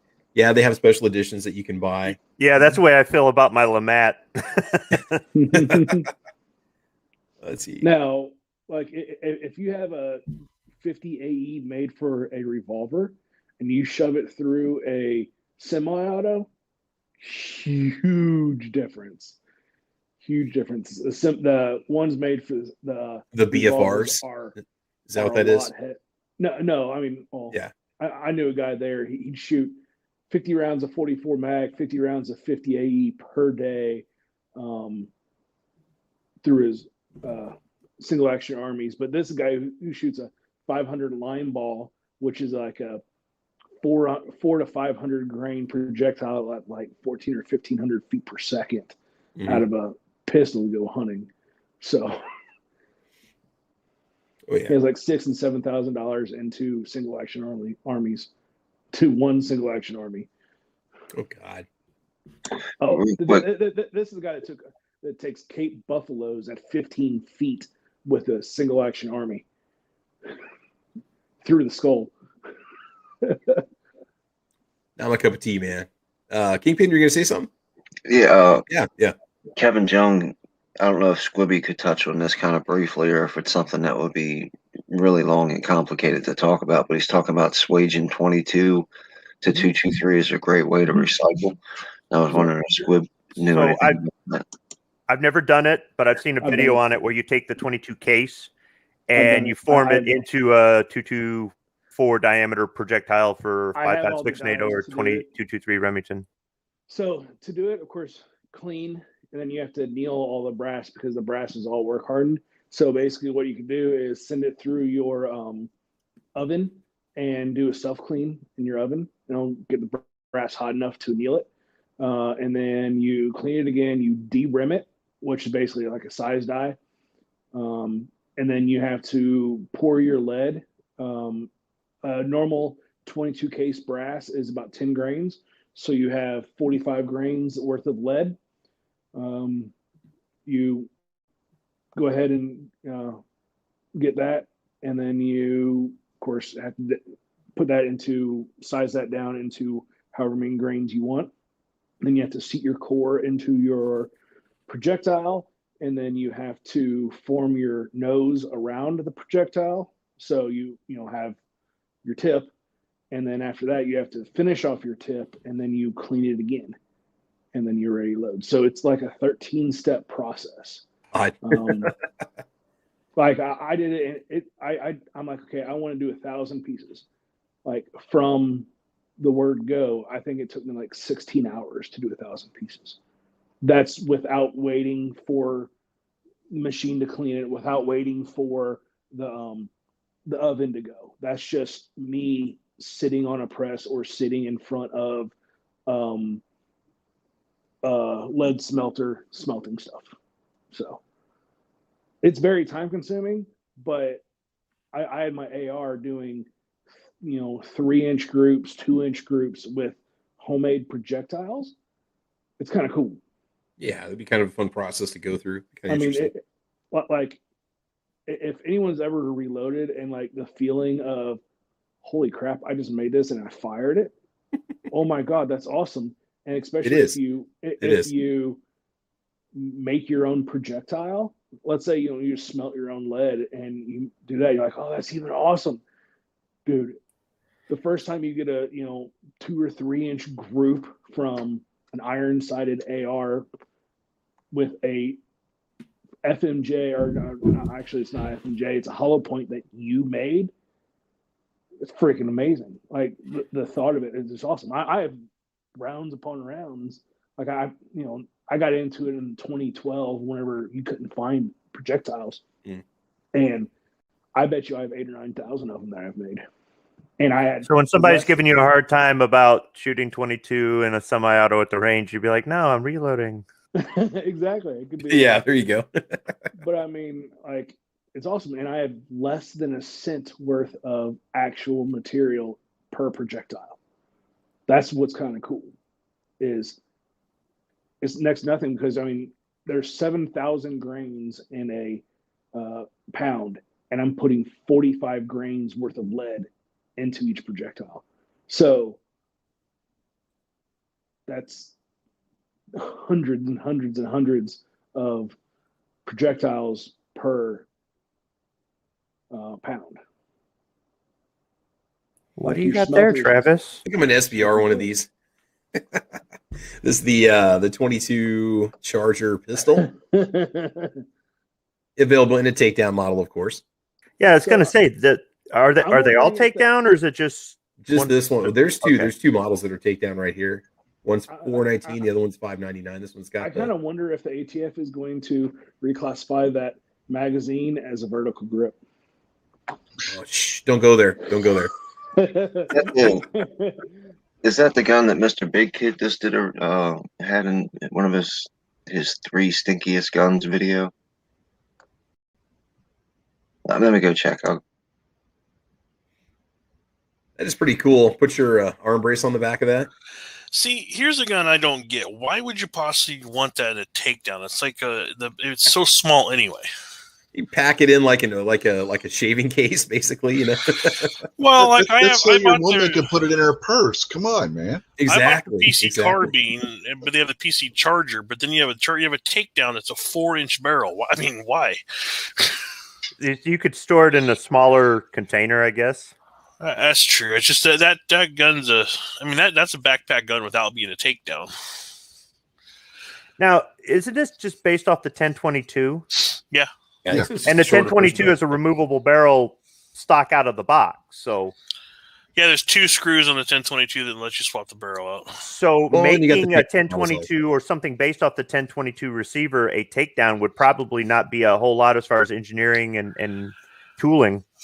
No, it's just you pay a lot more for the takedown, and that thing's only 12 inches, maybe 14 inches long in the first place. I get it on the rifle, but on the Charger, on that thing, it just seems silly to have a takedown for something that short. That's just my personal bias. It was the Tech 22 that he had in his video. Oh, okay. Was it the Tech 22? The Kel-Tec? Is it a Kel-Tec or what? I think so. It's not that gun right there. Oh, okay. So, was it the Intratec Tech 22? It's whenever a backpack gun is too big and you need a fanny pack gun. Oh, absolutely. Yeah. Out there in the that'll chat, be right up Yankees' alley. Then is what you're saying. Out there in the chat, Mad Sexy wants to know what everybody thinks of the AR-7. The Henry? Is it the Henry that makes that? The Henry is the current manufacturer of it. It's different companies have made it over the years. It's an aircrew survival rifle. Mm-hmm. It's 22. It takes down and fits in the it'll float for a while and all that. There you go. They're a semi-auto. Exactly, it's a survival rifle that you could pack somewhere. I mean, would I rather have a collapsible 10-22 that has a couple BX-25 mags? Yes. But if I'm like really confined and need something extremely lightweight, it'd be okay, but only in like an aircraft style over water because the dang thing floats. I mean, it's a very niche market. Yeah, you can keep one of those in your car too, and it won't take up much space. No, same with a Takedown 10-22. It's not going to take up much space. Yeah, they're pretty cool. How you guys they're pretty doing cool. Today? Hey man, Single Shot, we're doing okay, man. How you doing? Oh, not too bad. I just left the house there. I'm headed to town here to do some running around. Yeah. I've got quite a few of those 22s. I got a couple of revolvers that's pretty nice. I got Ruger Mark III I shot competition with. I wish I could have bought that Mark High Standard Gold Cup that I shot competition when I was in the Combat Nationals. Yeah. That was an extremely nice semi-auto. I had a lot of fun with that little bugger. And Foose, I'd like to find a little bit more information on making those 224 diameter bullets out of 22 casings. It's fun. The dies aren't cheap because like Corbin makes them. Corbin also makes a press that works with them. So like I just used my RCBS rock chucker. But I had the dies specially made, so the dies cost like $600 or $700 because they're all machined, hardened. I mean, and where I got him, they're almost. He was about to go out of business. Yeah. Because 2012 and all that stuff, but I went ahead and got that. So it's something cool to have. It's just something cool. I mean, now I know I can make projectiles for majority of my stuff. Even my, semi-autos, my 308, I have stuff to do that. Like, but of course, the jacketed stuff, now that you can get lead fairly hard and you could powder coat, like, you may not even need to do that whole taking brass and putting it into projectiles. You may just be able to cast lead, powder coat them, and run them. Because I know, because I ran stuff at 2 to 2,200 feet per second and been fine on powder coat. I'm just kind of wondering about the whole 5.56 and the 3,000 feet per second, how it'll hold up. A lot of people I know that do powder coat those projectiles, they still put gas checks on them just because the pressures. But a lot of people that do that use old beer cans and stuff like that, and they make their own gas checks from I couldn't think of the name. Gas checks instead of brass, because that's expensive. They start doing the aluminum. Yeah. Oh yeah. No, I always wondered about that. I thought about it, but and then of course you can take 9mm cases and make them to 40 cal cases and stick them to 45. And it's the same thing. Yeah. Now, is that equipment still available, or Yeah. is it? Okay. Yeah, like Hornady and RCBS. You know, RCBS is a rock chucker bullet swage. That's how they started. They got started by swaging for 223. Same with Hornady. That's how those two companies started, was bullet swaging. Yeah. Yeah, I've got a couple barrels for the TC Contender frames as well. It's a 22 long rifle. The one that I've got for the Contender rifle barrel is a match grade, and that shoots really well. So with these, I've made up to a 75 grain projectile. That was, of course, the lead filled up the entire case. But we were shooting those out of a 22 250 at about 3,500 feet per second. Wow. His gun actually liked 4,100 feet with my 55 grain brass jacketed projectiles, and he was getting a 1/4-inch group with those at 100 yards at a 250. I'll be right back, guys. And I was surprised that the bullets weren't spinning apart, but they weren't. Oh, that's crazy. That's a crazy velocity, man. Well, I mean, the whole reason that I knew they weren't spinning apart is whenever we went down and saw, we were shooting paper, saw the accuracy, and then we started shooting steel, and we saw the brass impacts on the steel. It was leaving a brass mark, so that was kind of cool. Yeah. Real quick, there's some questions out there on the YouTube side. This little display behind me, this is from rnldisplays.com. It's part of New York Outcast business. And so if you guys are interested in picking up one of these cool all wood USA manufactured AR-15 stands or displays, you can go on over to rnldisplays.com. If you use code OUTCAST, you will save 10%. So just thought I'd give a little love out there to New York Outcast. He sent me a couple of these to test out on the channel. We've actually given away one of them so far on our monthly drawing. So yeah, there you go. Kind of nice if you want to proudly display your AR-15. I was going to put another one up, but the cat bed kind of took priority. Otherwise, I'd have one facing the other direction. Have like a little dueling ARs thing going on. But with the 22 LR, getting back to it, just a lot of options out there, and definitely test one if you get a chance before you buy it, because you might not think it's worth it, or you might realize that, the recoil's not as bad as I thought it was going to be. I'll go with something bigger. You got a lot of options. So there's definitely a lot of different ones out there. But something that we haven't really, I know we've been kind of looking at 22 pistols, stuff like that. But if you want like extreme marksmanship, get a good quality bolt action 22, and you could practice, quote unquote, simulate 1,000-foot shots within 100 yards, or maybe like 200 or 300 yards, because you start sending a projectile that slow, that light, the wind's going to start bucking that around. So that'll teach you how to really read wind. And all you have to do is go find a 200 or 300 yard range, and you start figuring out bullet drop and how to deal with that, how to deal with wind, moisture, all this stuff, just because the round is light and slow. So it gets affected by,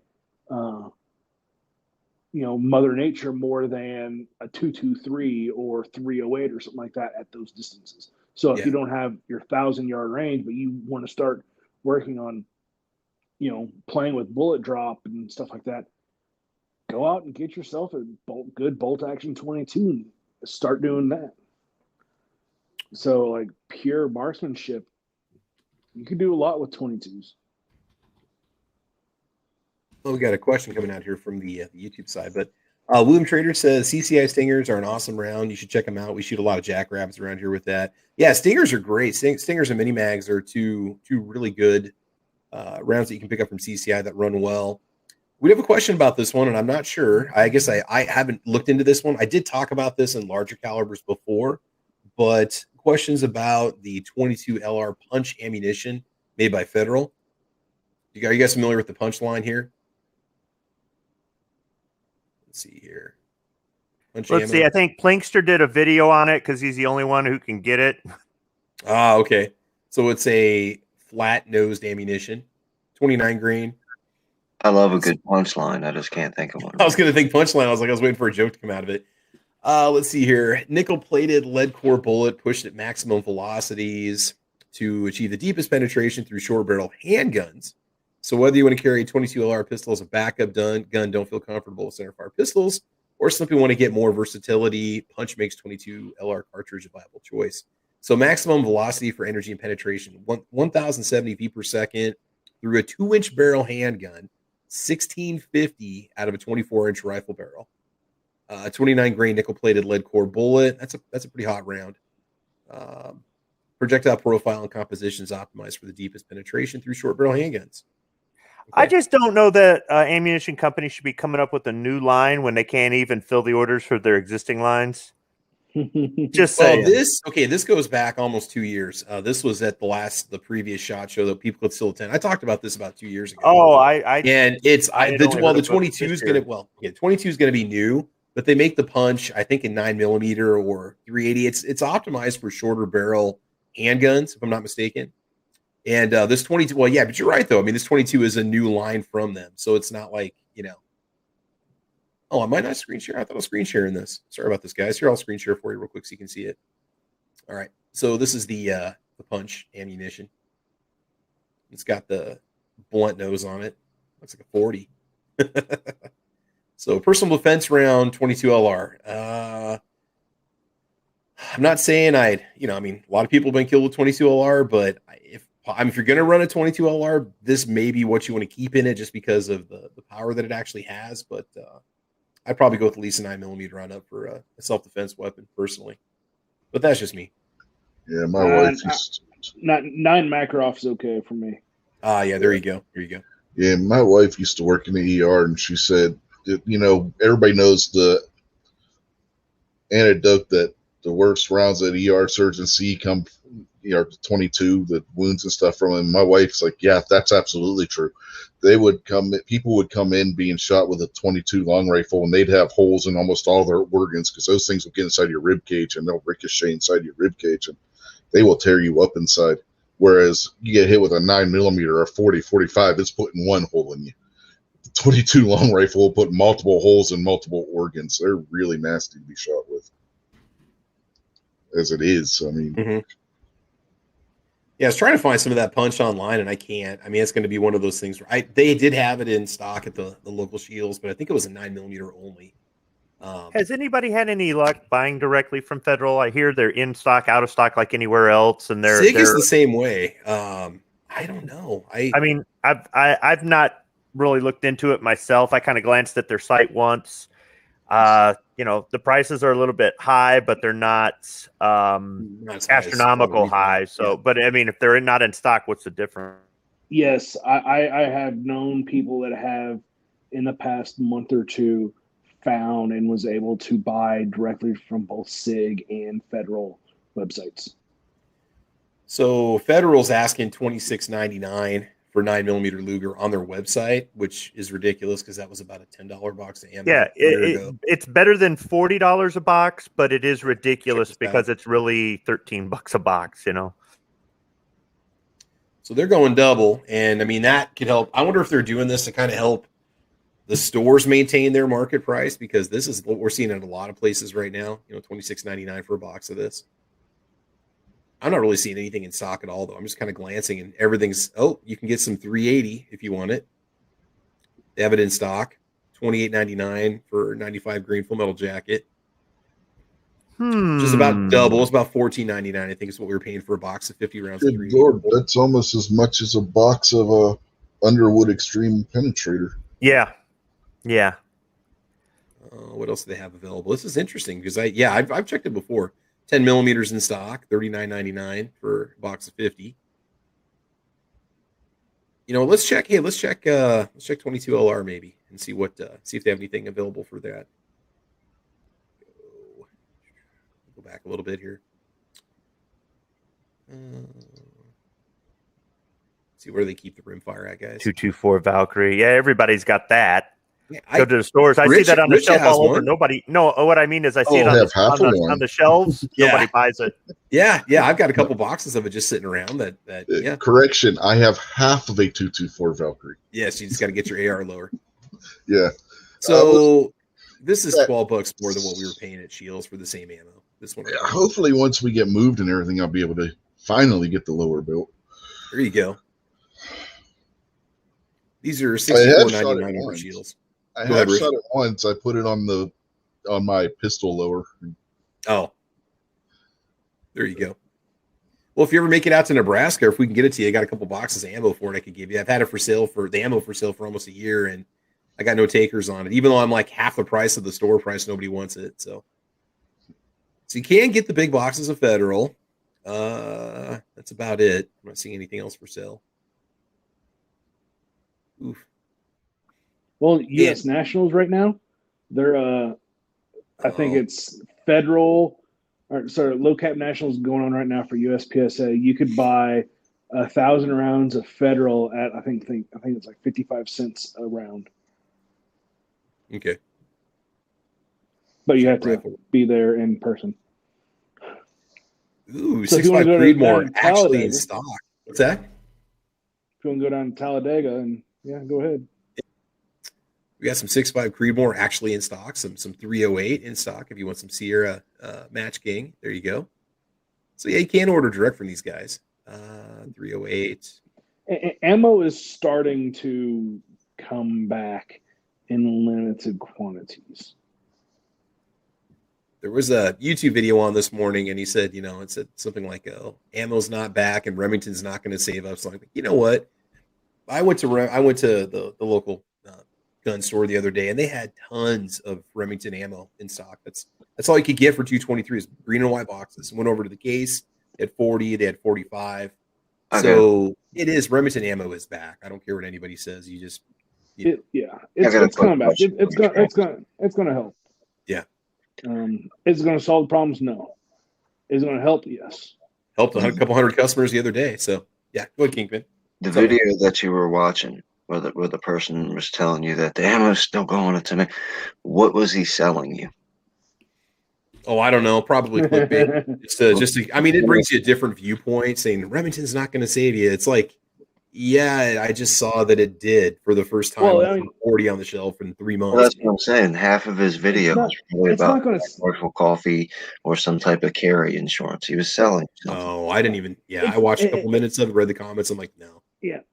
So Remington's not going to save the industry right now, but it's going to save the people that's the only thing that's on the shelf whenever they get to the store. So, yeah, is it going to help individuals? Yeah. It's going to help small groups? Yes. Will it help the industry catch up over the long run?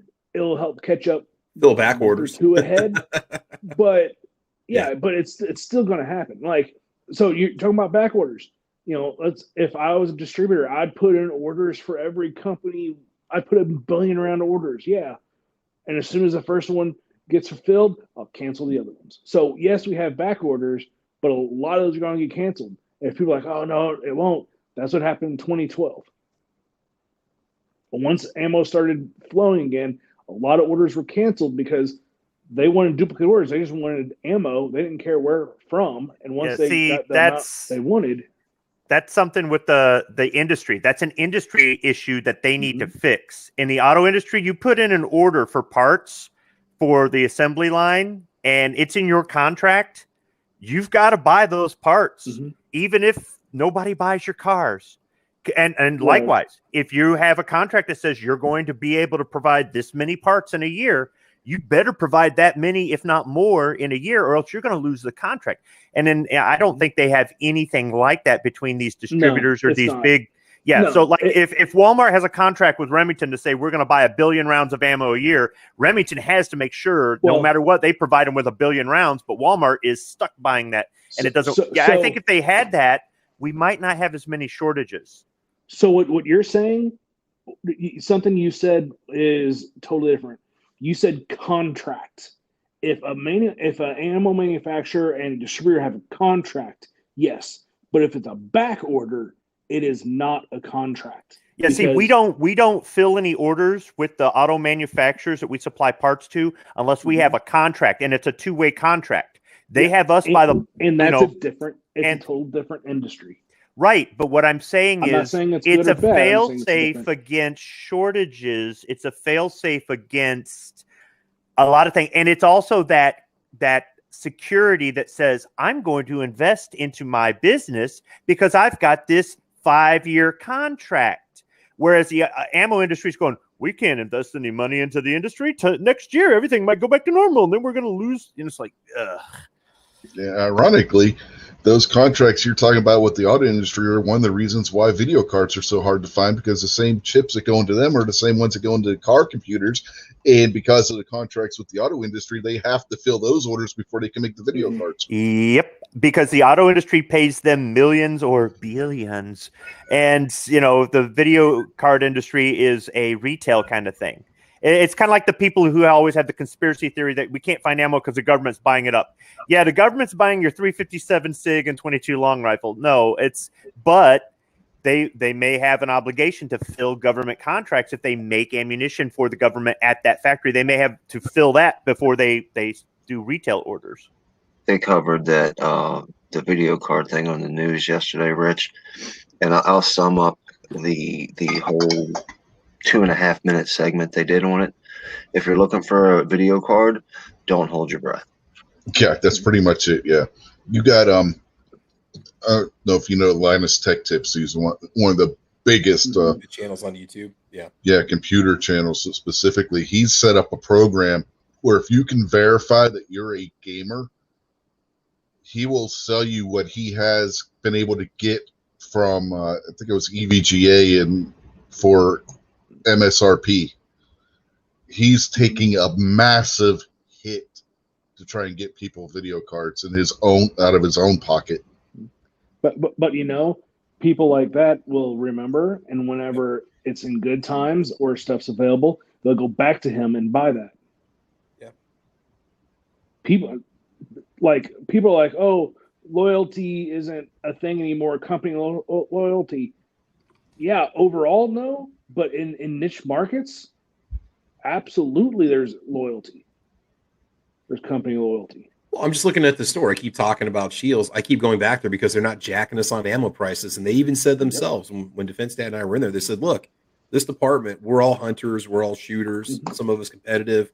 We don't want to pay these prices. We don't want you guys to pay those prices. We know you're going to shop elsewhere. So we're going to, charge as low as we can. And they've only been maybe $5 a box higher on 9mm. And that's for Fiocchi, which is not a cheap ammo anyway. It's usually been a little bit higher, And they got the UMC in, and it was $5 a box more for the 223. But Remington 223 is generally higher than American Eagle, So and that's what keeps me going back there, because they actually genuinely care. They're in a business to make money, but they could be jacking us big time on the prices, and they don't. And in good times, where are you going to go? You're going to still go back there, and you may pay. Oh, I'm going to pay an extra $1 or $2 more a box here at Shields in good times than I can somewhere else, because they helped me out for that 1.5 years, not jacking up on ammo during the crisis. Yeah, next time I'm in Nebraska, I want to visit one of these stores. You guys said a lot of good things about them.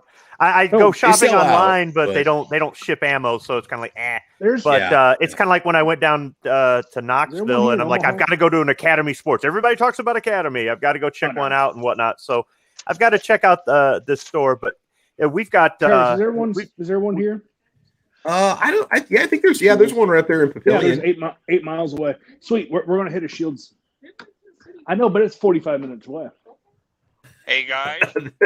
Yeah. Yo. I'd like to get everybody's opinion on this. I know how you feel, Squibb, already. But when this stuff settles down, if it ever does, it will. Do you think that these retailers are going to continue these gouging prices on primers, powder, etc.? So it's not retailers that are doing it. So, like, what it is? Yeah, it is. Yeah. No. It is. Well, so no. It is. It's not. No, it's not. Yeah, it is. I know people in the industry, and it's not the real retailers. Retailers are getting from the distributors. Distributors are the ones that are jacking it up. Like I know people at CCI, I know people at Federal, they are selling to distributors for a little elevated price because of the cost, but the market, the profit for the manufacturers is still the same. It's the distributors that can't get stuff, and have been, the distributors right now are actually losing because they can't get stuff. And then the individual stores that are having to pay $40 a box of primers, if they're selling it for 45 or 50, that's a normal markup for them. It's the distributors where everything is because they have empty warehouses that is costing them hundreds of thousands of dollars right now. Well, folks, I agree with some of the stuff that you're saying, but my biggest issue is there's no reason on this planet to charge $500 and $600 for a brick of primers right now. You know, I could see $45 or $50, and these distributors are gouging. Where? Hold on. Where are you seeing the $400 and $500 for a brick of primers? I'm seeing it all over the internet, man.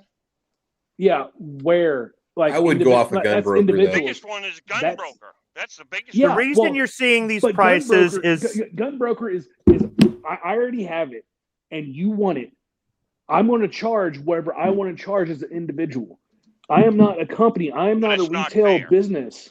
It's not fair. But it doesn't matter if it's fair or not. If people will pay for it, people will still do it.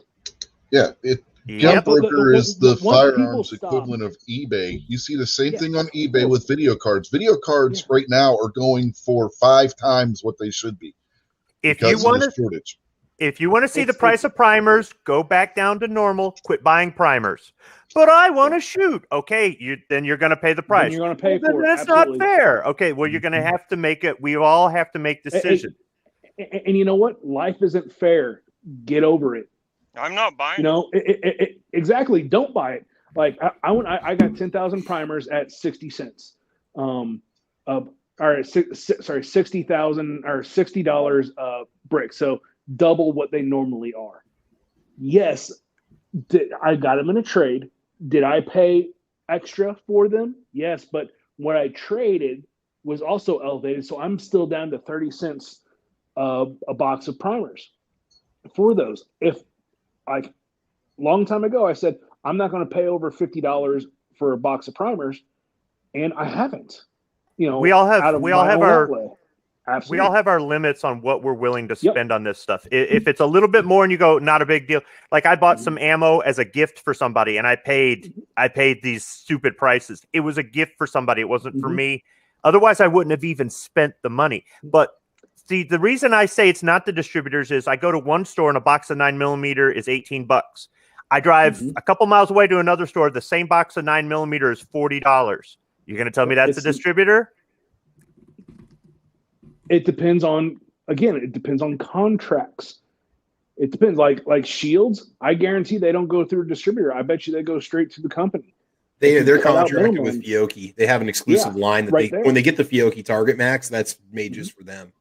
Or the boxing is and the packaging and stuff. So yeah.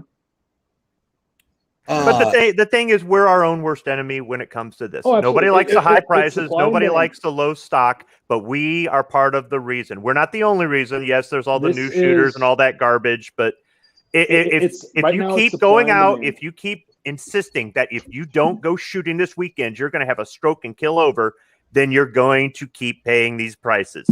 All right. If you're not stocked up on supplies, ammo, reload supplies, whatever it is, and it's available, but it's crazy ridiculous, and you pay it, all you're doing is ensuring that it's that much longer that you're going to be paying those ridiculous prices. And nobody wants to give up shooting. Nobody wants it. Nobody's asking you to. But it's just like any other thing where there's a shortage. You're going to have to learn how to ration or cut back for the duration, right? That's what they used to say during World War II, for the duration. So either that or whenever times are good, like a lot of people in the gun channels community has been saying for years and years and years, while time is good, make sure you have a stock for the time or bad. Just like, I'm going to have 3 or 4 months or years worth of food just in case. It's the same stuff. Yep, it's more or less ammo prepping. Yeah, whenever times are good, which times will be good again. It's cyclical. It's going to happen. Times will be good again. Make sure you have enough ammo to get through another 2, 3, 4, 5 years, however much of shooting you think is for you. And then if you underprepare, okay, it's on you. Don't go bitching around.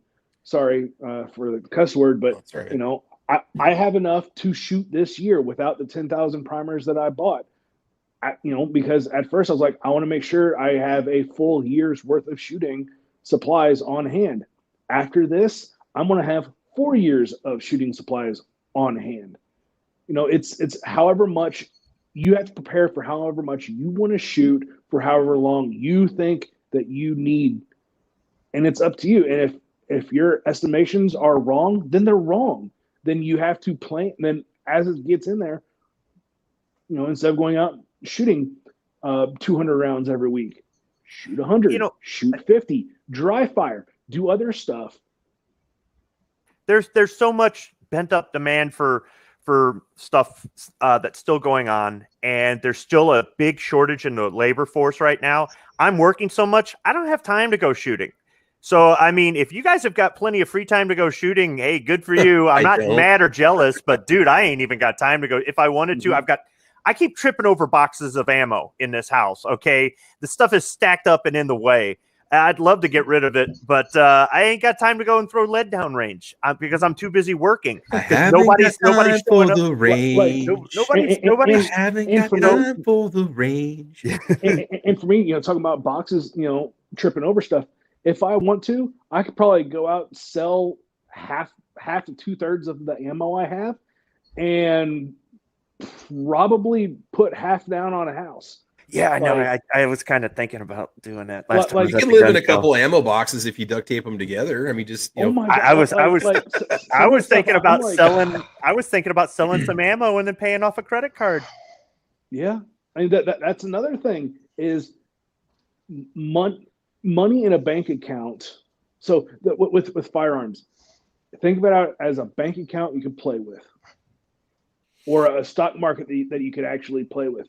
Because the ammo and stuff, it has a value no matter what. Money, $1 today is worth less than $1 tomorrow, and that's always going to happen. And something else, 9mm today may or may not be worth more or less than a 9mm tomorrow. Something else too, and Foos, I kind of want your opinion on this. When times go back to normal prices, normal availability, if the community was still buying, maybe they weren't panic buying, but they were buying more than average because they said, all right, finally, we've learned our lesson. We're going to stock up while times are good. Would that encourage the industry to strengthen its infrastructure, its distribution, its warehousing, its manufacturing base? Because when the times are better, the demand is still there, but now they're actually able to keep up. Do you think that would actually work that way and keep it steady or not? Right now, warehousing is not expanding. They are expanding lines. They do realize this is going to be an ongoing thing. The lines have expanded. Like what's going to end up happening is this shortage is going to be longer. So shortage right now is because there's increase in people in the market. People are actually shooting more. If you think about like the number of rounds going down range is actually shooting more than what ever has. But what's going to happen is once stuff starts getting back on shelves, your components and stuff, and your really high volume shooters that have been going through their stash right now, those people are going to start buying. So you're going to have so this thing it's going to be artificially bare for a while, even though the demand for the current demand is gone because people have bought their guns, have shot their however many rounds or whatever. That demands and ammo will come up to that demand and secure that. But then all the primers and all the components and stuff will start getting soaked up by the people that shoot 50, 60, 100,000 rounds a year. And then those will remain gone. So let's say the market catches up with current demand by the end of this calendar year. So December, the end of the year. And beginning of next year, they're caught up with that demand. And all of a sudden you're going to have an increase of people that have not been buying, but have still been shooting. So the market will end up correcting. It'll be a longer dry time. It'll be an artificial dry time just because the people that have not been buying ammo will start buying stuff to replenish their stock. So I still think I am planning that this primer shortage and component shortage is going to last through 2022. That is what I'm starting to prepare for. You also have because to factor it's not going to stop anytime soon. You also have to factor in the millions and millions and millions and millions of people who aren't going to do anything. Yeah. With this, I mean, you guys have had these conversations over and over again. You talked about it being like a roller coaster, things going. Go back to the prepper. How many people still don't have bottled water at their house? Mm-hmm. How many people run out the day before a snowstorm's coming to buy a snowblower or a snow shovel, even though they live in Nebraska and they know, every day it's going to snow 17 feet. Look at the hoarding that happened last spring. Everything. It's the first time I'd ever gone into Costco and the shelves were bare, and it didn't bother me. I was fine, but I'm like, holy crap. Why did all that happen? Because Dr. Fauci said that everybody on the planet was going to die. I mean, it was we're still here, aren't we? No, every soap was sold. It's because people. So they say if economy and everything shuts down, people will start dying in 2 days. Right, that's because they don't have stuff. They're not going to have that excuse next year in 2022 when all the ammo factories start, filling the oceans with ammo because they got so much to sell to us now. Millions and millions of people are going to go, everything's fine. I'll just get my ammo when I need it. I'll get my ammo on the way to the range. And you will all go to the store and buy that one box of ammo every paycheck, like everybody's always said we should do. Oh. And we're going to go back to now we're going to buy 2 boxes of ammo every paycheck instead of one. But John Q. Public is going to say Walmart's shelves are full. I'm not stocking up. I'll just get some when I'm going to the range, just like he did. And this will happen. Yeah, absolutely. Like I always wanted to make sure I had 20, 30,000 primers. On stock. For every one of you, there's millions of people who don't understand that. So last week, I went to a major match in South Carolina, and everyone I talked to, the thing was, how many primers you have? Can you get through this year? And I'm like, yeah, I can get through this year. I said, but once everything breaks through, I'm going to have 150,000 at my house. And everyone that I've talked to is like, everyone I hear is going to have 150,000. So that's the thing is us shooters, the ones that actually put rounds down range in a heavy amount. That's what there's going to be an artificial shortage coming of us replenishing our supplies and building more. Like there's a lot of people there's one guy I talked to. He shoots 100,000 rounds normally on a year. He shoots 100,000 rounds. He's like, once stuff breaks through, I'm going to have a million primers. I want to have 10 years of everything that I need. We're going to see this demand for probably another 5 years, man. I'm telling you. Well, you keep using that term breaks through. There's no such thing as that. There is no. You're not going to go to Shields tomorrow or a Bass Pro Shop tomorrow, and there's going to be pallets full of 9mm there, and it's magically over. Especially if you're in the parking lot waiting to buy 10 million rounds. So my definition of breaks through is once ammo starts sitting on shelves. How's that going to happen when you're waiting to buy 10 million rounds? Hold on. I wouldn't be buying 10 million rounds. I'd be buying the components for that. So whenever I say breaks through, I'm meaning whenever shelves have ammo for the majority of the week. So that means that, if I get a shipment on Monday, Tuesday, and Saturday, my Monday ammo will still be on there, or at least a couple boxes on there whenever my next shipment comes in. So that means I'll start ordering maybe a little bit less. Well, then you keep going, and suddenly all these components and stuff that would be going in loaded ammo, they start going to other markets for reloaders. Okay, that is whenever I mean the breakthrough to where ammo manufacturers start packaging and start getting more reloading components out than what there already are. That's what I'm saying, breakthrough, meaning stuff is sitting on the shelves, stuff is starting to be made for component distribution. And the only way that that's going to happen, because you're in the parking lot waiting to buy 10 million rounds, is a million other people need to sit on their couch and say, ammo's back, I don't need any. Right. But the people that I'm saying that it's going to be buying 10 million rounds, we don't buy 10 million factory load rounds. We buy components because we can, the individual can make a better component. If you bought all the components to make a factory round, right, how are we going to get any factory rounds? Well, because the factory rounds are made on first. That there's a higher markup, higher profit on those. He's not getting what you're trying to explain. I know. Yeah. Well, like I'm not getting what he's explaining, or he's not getting what I'm explaining. Who's not getting it? Clearly. All right, what he's talking about are the people that are buying as soon as it's available, no matter whether it's a component or the complete cartridge. As soon as it hits the shelf, or as soon as somebody's they're buying it. Now, some people are turning around flipping it. That's the guy that you're buying it out of their trunk in the parking lot next to the street tacos or whatever. But what he's saying is, because as soon as it hits the shelf, you're snatching up everything you can. That's So all the people that are said, like me, I want 150,000 rounds, and this other guy, he said I want to buy 1 million. Like, if it's sitting at a distributor and there is a limit of 1, we're not buying that. Like, once the limits go, and once all these distributors get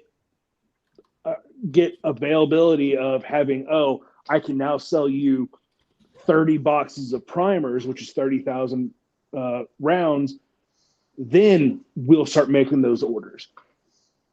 So, like, we're going to hold off until prices, till the availability is out there. We're not going to be like, I want to go out to this website and I could order a single box and buy it. Very few primers, guys, are doing that. Yeah, there you go. Thanks for putting this up there, Travis. This is 60,000 primers for $10,000. Right there. Yeah, but the thing is, somebody will pay this, and that's why you're upset. Somebody will pay this, then they're going to expect you to pay this. And then that's what Kingpin's talking about. Quit buying this stuff. Quit enabling these people. If you get rid of welfare, people will get a job, okay? If you quit paying these prices for primers, prices will go down. You said 60,000 primers for 10,000. Mm-hmm. That is absolutely, that's absurd. I like to do this for a chuck, like over to Gunbroker, and then I turn up the price to the highest to the lowest. Well, here's 5,000 for 1,300. That's pretty good. Yeah.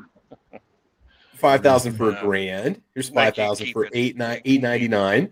So I've seen people. So a buddy of mine down in Texas, he only kept about 4 or 5 months worth of stuff. He's at Nationals right now, and he's shooting primers that cost him $200 1,000 because he wanted to shoot, and he is well off. He is upper 40s, been retired for 15 years. His wife, her job makes multi-million-dollars a year. He could do it. Yeah, but not all of us he's are doing in that boat. I agree. If I was in his place, I would not be at Nationals right now spending, however much on ammo. But he could do it. So he's buying $200 1,000 primers because he can. There's those people out there. Would I do it? No. I told him, dude, that's way too much. He's like, yeah, but I want to shoot and he has the financial backing to do it. And that's fine. And I'm not saying it should be illegal. And I think if a not. store or a business wants to limit, I think that's up to them. And if they don't want to limit, that's up to them. I'm not saying any of this stuff is illegal. I'm saying this is what creates the problem. And the people who want to complain about it are also part of, not the only reason, but part of the reason that it's continuing to go on.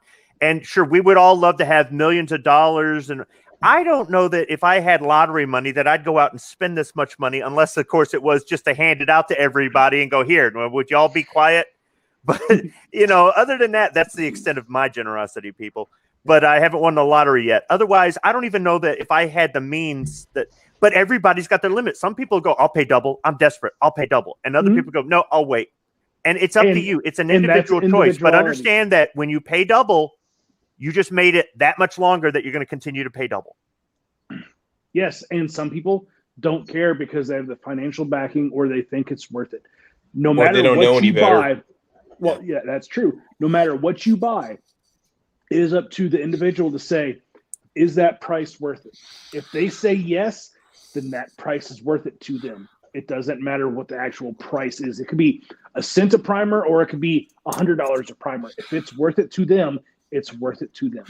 Well, and you got all these kind of what you kind of alluded to too, is you got all these new gun owners out there that they may hear the stories that you guys tell. Of even when I started, you could buy a box of 9 for like $6-7. They haven't experienced it, so this pricing to them just seems normal, even though they're hearing people say it's inflated. So I can see why they do it, but I agree with Squib and everybody else. It's if you keep buying, it's going to happen. But it's to people who don't know any better.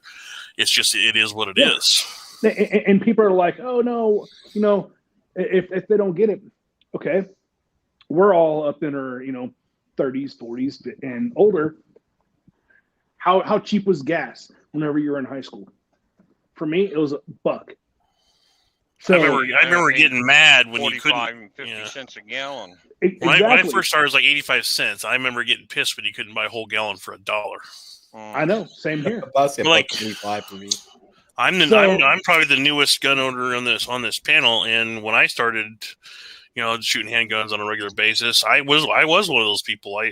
I could go to Walmart any night of the week. I could get a 200 round box of 9 for like $32. So I'm like, oh screw it, I'll get out of the way to range. And luckily I had you guys to kind of help me out and set me on the straight and narrow. So I started stocking up before the pandemic. But not everybody's that lucky. Yeah, and I'll tell you something else, guys, too. This whole thing, this whole facet that we're talking about right now, it's going to get much worse. In my industry, when I drive up to that fuel pump and I pump, I hold 300 gallons on this truck. Okay? But I'm still paying almost $1,000 to fill those tanks. Guess where that increase goes? Us. Exactly. Yeah, the consumer in the end.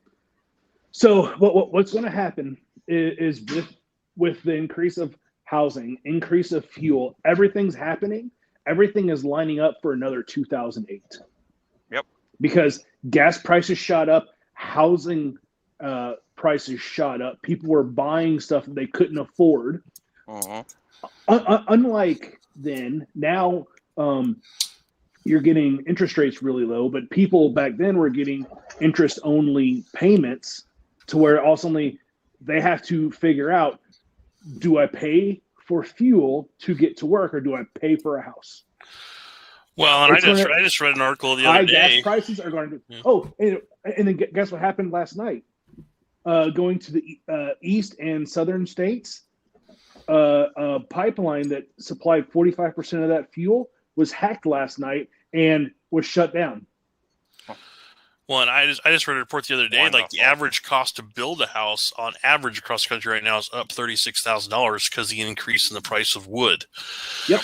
So it's hitting everybody because I was going to build a small project. What should have been a $20, $30 project, a stud is going for $7, $8 here. A stud. So the biggest flex right now is to shoot an entire box of ammo at a plywood target. yeah. Oh That's yeah, your biggest Rockefeller There's a there. comment, guys. There's a comment on the video a while ago that said, "Hey, by the way, up here in Canada, we have fields and fields of stacked cut lumber. So obviously, somebody's jacking us over." That's the point. No. So Right. that I think that's Trudeau with import and export. How he shut down that border. Go to any Home Depot any local Home Depot is stacked full of wood. There's no shortage. Yeah. Right. I'm not going to drag a two-way chat down this road. I'm just going to say this real quick. Well, no, we shoot lots of But boards, no, man. think about it. It's going to affect This us now. is a direct, coordinated attack. This is not ebb and flow. This is not This is not the market doing what the market does. This is a direct, pointed attack on our economy directly. Everything. The toilet paper, the ammo, the lumber, and all of it. And if you don't recognize that, it's never going to change. Yeah, it is absolutely 100% a direct attack, and it's to get more people on government assistance to really push the communist ideals and lifestyle. Well, once the industry crashes, once the industry crashes and I'm living on unemployment again, I'll have plenty of free time to go to the range, but then my idiot governor will probably close them. But then I can go out and shoot all this ammo that I've got that I don't have time to shoot. Well, maybe they'll take your ARs away, replacing with 22s. You should start a YouTube channel, Squid. You should start a YouTube channel. That woman needs to be introduced to a gallows. Well, speaking of gallows, hey, Defense Dad, you want to talk about that compensator for the TX22 you told me about an hour ago? Oh yeah, I can real quick. I got to get going to work, but I'll bring the picture up right now. Go ahead, bro. Okay, I'm having a drop as well, man. See ya. Peace. So since we're talking to 22, that's my daughter's gun. I bought that compensator. Well, that's one like that. Mine's silver, but they're kind of universal. But they're really designed. If someone gets one, just so you know, they're really designed for a Ruger Mark IV because the way they mount. They have an O-ring that presses up against the end of the barrel. When you go to put it on a TX22, I had an issue. You have to actually order a shim kit because there's nothing to keep the O-ring on, and it goes right over the threaded adapter for your barrel. So they sent that to me, and I held it off on my review. But a lot of people are buying these, and I just want to let people know because for me, I didn't buy it for the so much for the noise or for the recoil because it's 22. I bought it to make the gun heavier, and it did its job. It tightened up my grips really bad because I don't really like a light gun. But if you do get one of these for your TX22 or anything besides a Ruger Mark or maybe a Buck Mark, you're going to need to get the $6 shim kit for it. Okay. Because it constantly comes loose. It's good to know. Good to know. That's pretty cool. You guys have success with the additional brakes, whether it be on rifles or on pistols or anything like that. I've never. The only guns that I have that have brakes have them already like built on there when I bought them. You know what I mean? But a couple of friends at the range that I go to have bought those screw on and pin on muzzle brakes. And once they put them on, it takes them a while to try to figure out exactly where to position it in order to get back to firing, decent groups or whatever. So anybody have any experience with that? When it threads on, it should be lined up to where it needs to be. If you've got to play with it a little bit, I'm wondering about the engineering that went into it. Well, that one that was from Tandem Cross. I called them specifically. They said, on anything but the Rugers, a lot of people need them because the different manufacturers threaded adapters for their barrels don't have a backing plate that's wide enough for that O-ring to bite up against to and keep it on. It actually just goes right over it. So that's why they send the shim kit. But I mean, it's when I had it lined up and it wasn't coming loose, it made a big deal. But again, it was a 22, so it wasn't anything big. It was for me. It was just it made the gun heavier, which is easier for me to hold steady. I don't really like light guns. Just see if we have any comments out there. We've got a construction chat going on the YouTube side. Delays in custom windows, crazy lumber prices. Don't forget to mention the party starts tonight at 5 p.m. Central Time and at Mystic's house. So I'm bringing the red solo cups. Let's see, Defense Dad's going to bring the keg. Squib's going to bring the Michigan wine. So we're all set. So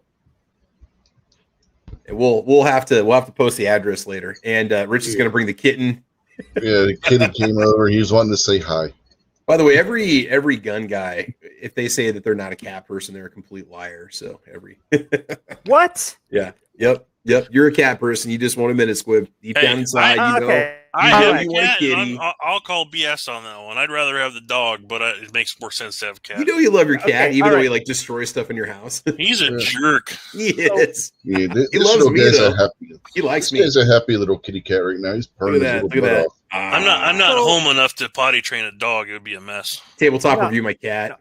All right, so here's the deal. I don't like cats, but I like other people's cats. Okay. Like, all right. Now, Ammo cat, she loved Dharma you, man. just jump right up in my lap. Yeah. And She's that like, doesn't I'm normally soft, happen pet me. with cats. So I like other people's cats, but I won't have one myself. I'm a dog person. I think we scared away a single shot. I think he's got allergies to cats. That's why he just left. So no. Does that mean I have to do a bullpup review on my pit bull? Absolutely. How do you? I mean, it's more compact. It's much more. You get the full length barrel, but you got the the more compact chassis. Cool. What we need to do is have him do an open carry video in West Virginia with walking his dog. I need to do a tabletop review on the Corgi, I think so. Yeah. Driving from my house to West Virginia with this dog, that I'd lose all my hair. It'd be the most traumatic experience for me ever. You don't like the back seat or what?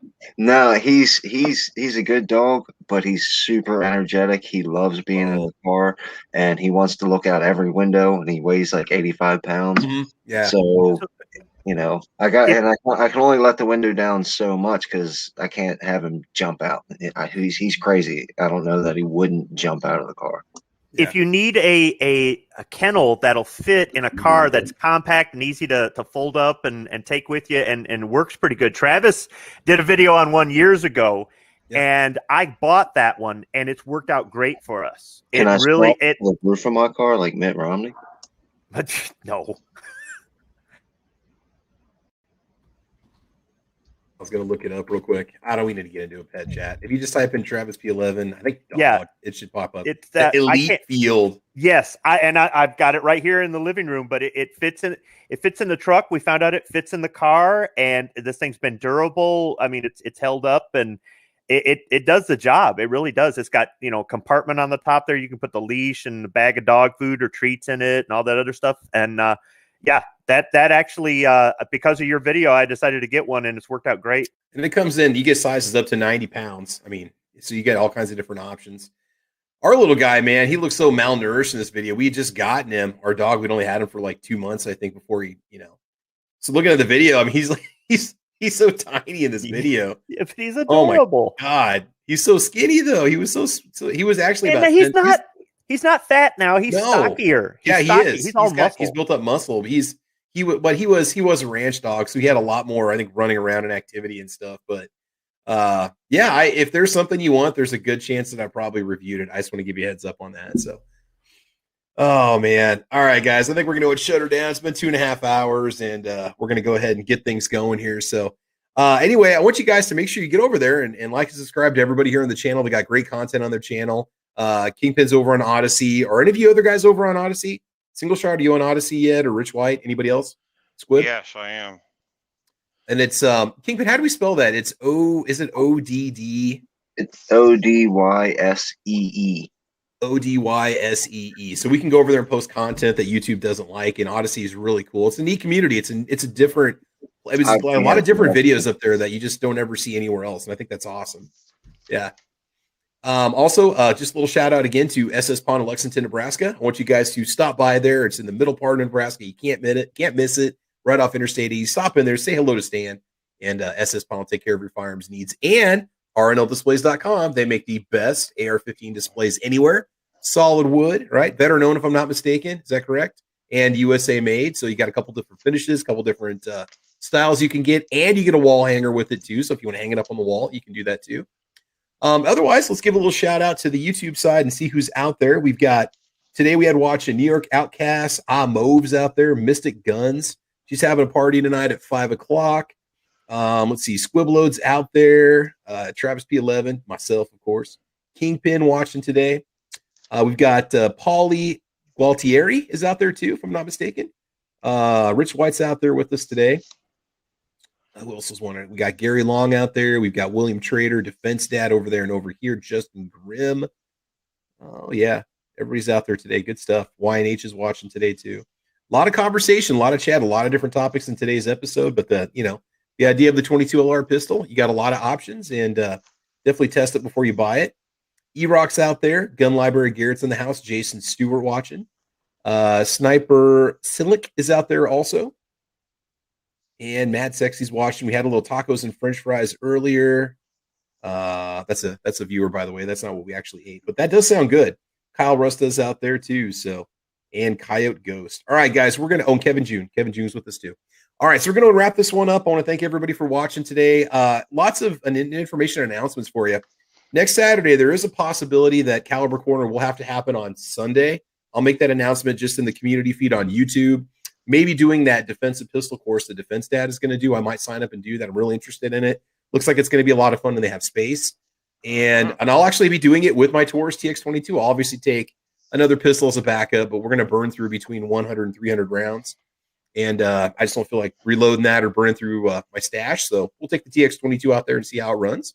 Also, if and when I happen to hit 40,000 subscribers, SS Pawn is generously donating a 45 ACP 1911 that we're going to give away to one lucky viewer. And in order to be eligible for that, I'm just going to ask that you be a subscriber, and also ask that you make a comment on the video that I talk about the giveaway on. Might just do a little teaser video to show you what the 1911 looks like so you know what it is. And then after that, we'll have the official giveaway video that you can enter. I'm not going to make you guys go do a bunch of other things for it. But we do want to just give a little shout out to SS Pawn for that donation. So it's about a $780 1911. So it's going to be a fun one. Otherwise, guys, I want you to take care, everybody, and let's let everybody give their little outros, and we'll call it an episode. Single Shot, anything to say before we go?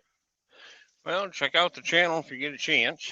And I am home. I just got home last night. I'll be home until Monday and take off again, going down into the Carolinas this time.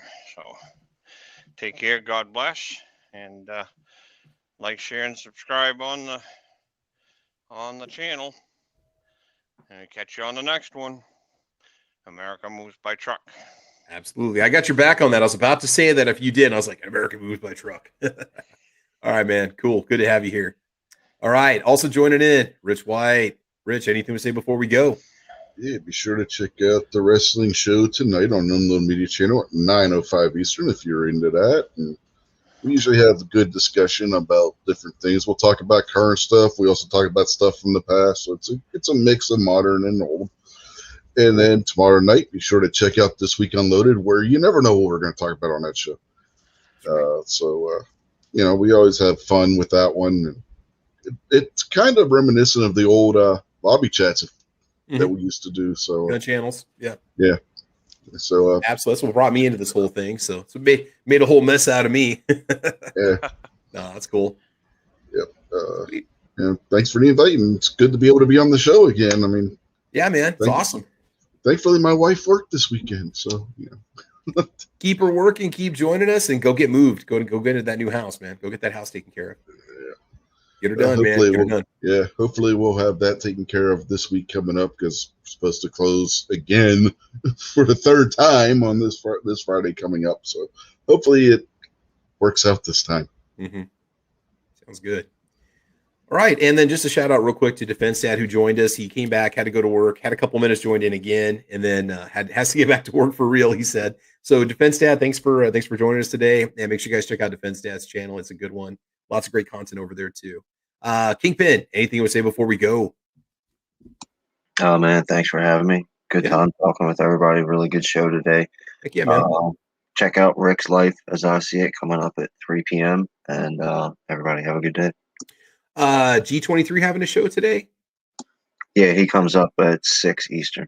Okay, so 5 o'clock. So when we get over to Mystic's house for the party, we'll put the TV on and we'll watch G23's podcast. Yeah, I think you kind of just ruined the surprise. G23 is going to go live from Mystic's house. Oh, sweet. That is awesome. We're going to be on site doing a live broadcast. That's going to be amazing. All right. Hopefully Stacy's hiding the cows. By the way, Rich, Mystic says, if Rich does a show on Sunday. Yeah, I saw her smart aleck comment out there. Yep. Well, hey, he's an old man, and sometimes he just needs his rest. So that's all it is. Yeah, I passed out last weekend. We were running so much last weekend. I mean, I'm sitting here, I'm watching. Yeah. I forget what I was watching after Gary's show, and I'm watching something. I forget what video I was watching that I could just feel myself nodding off, and then next thing I know, my wife's waking me up. They're like, "What time is it?" She's like, "It's 11 o'clock." I was like, "Oh crap." I normally, I mean, this year this work schedule of mine has just been absolutely nuts, and yeah. So for me, 9 o'clock. That's why I haven't done a lot of the podcasts. I'm really just ready to hit the hay at 9 o'clock because it's been a big year for me, and I gotta get my rest. But I have been joining in more of the evening podcasts and stuff. And this with the summer coming up, I'll have a lot more free time. Rich, hopefully I can make it for some of yours too. And then on the weekends, being closer to the family now that we've moved, it's tough to be able to get back with you guys on the podcast because we got the family nearby. Everybody's within an hour now versus 3 before. So it's tough, man. It's tough. All right. And let's see here. Kingpin, we've got you taken care of, guys. Make sure you check out Kingpin's channel. Good stuff too. And finally, Squiblift. Anything we say before we go, Squibby? Yeah, Mystic, I might be fashionably late to the party. I got to go send the private jet to go get Outcast and his lady, so that might create some delays for all of us getting there. But maybe I can charter a helicopter and just land it out in the field with the cows and make up the time. So, yeah, thanks for the invite. Just sitting here enjoying my Arbuckle's coffee, waking up and kind of enjoying the. I've been drinking Folgers all week, and it tastes terrible. Then I drink Arbuckles, and it's like, hey, oh man! Congrats, you've officially become a coffee connoisseur. Yeah, I have. Yes. So I know the difference now. Finger actually stuck out while I was tipping the cup. So, yeah, thanks, Travis. Appreciate that. Yeah, like I started that habit with it's like you never know what you got until you didn't get it. Now you got it. It's like, oh, it's just a good. Hey, why don't you bring some of those kamikazes over to Mystic's house that you made in your last video? Yeah. I didn't know people still drank those. I haven't seen the kamikaze since the late 90s. I didn't realize that was still around. So I was trying to find something, and everything retro is cool again. Yep. Yeah. I've got another vodka one coming out on the 10th. It's a little bit different, but I think what I'll do is maybe I'll publish a video after this. I'm not sure which one. Nothing spectacular, nothing worth running to your computer to check out, but I think I'll publish one between this show and Rick's show. So since we haven't quite hit hot weather yet, can I put a request in for a video? Would you make there's a drink that my grandmother, by the way, she's a party animal. My grandma's awesome. Totally pro 2A, by the way. But could you do a video for me, Squib? Would that be possible? I mean, if I can get the ingredients. Okay, the hot toddy. Have you ever done the hot toddy before? I have never done a hot toddy. My grandma loves those, right? Man. I mean, that and margaritas. She's big on the margaritas. Let me. Doesn't the hot toddy use bourbon? She drinks them. I've never had one before, but this is my grandma, by the way. This was 4th of July on her birthday last summer, so she's just, she was lit. So, but yeah, man, if you could do a hot toddy video, I would make my grandma sit down and watch it. You at least get 2 views on it. So, yeah, the hot toddy, bourbon or Tennessee whiskey, take your pick, either one. I don't know what she makes with. I better ask her. I'll look into. I'm gonna have to do some research. Yeah. Let's call it the end of winter, the early spring. Warm me up on those cold Michigan, Saturday mornings before we hit summertime. Can we add just one little caveat? I'm not interested in a hot toddy. Can I get a warm toddy, please? Absolutely not. You're the kind of person that puts ice in your hot coffee. Get the heck out of here right now. Get out of here. We used to do those for our daughter. She's been drinking whiskey since she was 2 years old because of her asthma. She'd get bronchial infections, and that would actually help her sleep. Medicinal. It is. Yeah. Is that why when she was in her Power Wheel, she kept running into stuff when she was 4? I thought she just had coordination issues as a child. This was to help her sleep. No, this takes was the Bigfoot truck over the curb and, Yeah, this was to help her sleep. We actually had a note from her doctor in case anybody tried turning us in for giving our 2-year-old alcohol. Oh, I think we've all had a stint with whiskey therapy before they're rich. I wouldn't just say it's just your daughter. So, okay, so I Googled hot toddy and it comes up, will a hot toddy get you drunk? A hot toddy is not one of those drinks that you can simply drink to get drunk. It's more of an experience and a way to relax. So its alcohol content may be irrelevant for the most part. Grandma's got it right. Around 6% alcohol by volume. I'm going to have to do some more reading on this. Yeah. There you go. It's an old one, man. She loves those. That anything with Kahlua in it, she's all about that too. So, yep. Hey, Travis. Yo. She's married, single shot. Don't ask. Hey, yo. Your grandmother's birthday's on the 4th of July. It is on the 4th of July. Yeah, I post that on Instagram every year. I make her pose with a different gun every year on Instagram. Well, she's got 2 birthday twins in my family. Cool. I'll have to let her know, man. Say, hey, you guys might be related. So, yeah, it's a possibility. Yeah, it's cool. The town that she lives in, it's called the 4th of July City in Nebraska, and it's a huge party that they have it's Seward, Nebraska.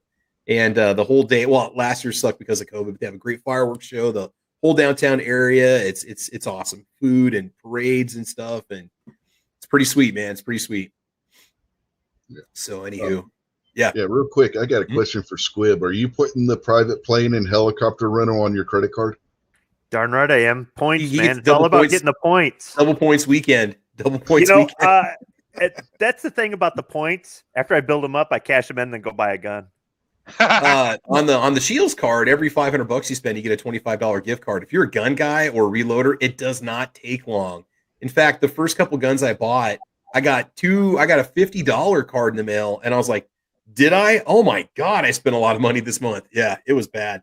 Look, I'm gonna break the facade here. Squibby doesn't put all this stuff on his credit card. The slight little hint gave it away when he said that he's got the private jet, and then he said he might just get the helicopter instead. Squibby gets all this stuff for free. He's probably like really some famous dude, and he's just pretending to be this guy on the internet. I bet you he's got a private jet parked out right where he lives right now. No, I don't get it for free. I got to work for it. It looks like Roddy Piper. So I mean, I got to work for it. I got a sugar mama. Oh, his pilot 3 feet behind him to the left at attention at all times. All right, we'll circle back to that one next week and have that discussion. So anyway. All right, guys, we're going to go ahead and let you go. You all take care. Thanks for watching. Thanks for staying with us. Sometimes these conversations, we get a little off the rails, but we get to have some fun with it because, it's just what life's all about. So, guys, make sure you like and subscribe. Be watching for the little 40,000 subscriber video to come out there. Make sure you guys subscribe to everybody on the channel. You guys can check me out over on Patreon if you're interested. My channel's Travis P11.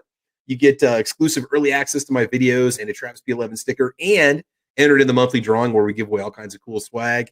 But otherwise, I think that's about it. So, guys, I want you to have fun. I want you to be safe. And as you know, we will talk to you soon. Take care, guys. Bye-bye. Bye, Alicia. Bye-bye. Bye, Alicia. Hey, Alicia, can I buy some primers?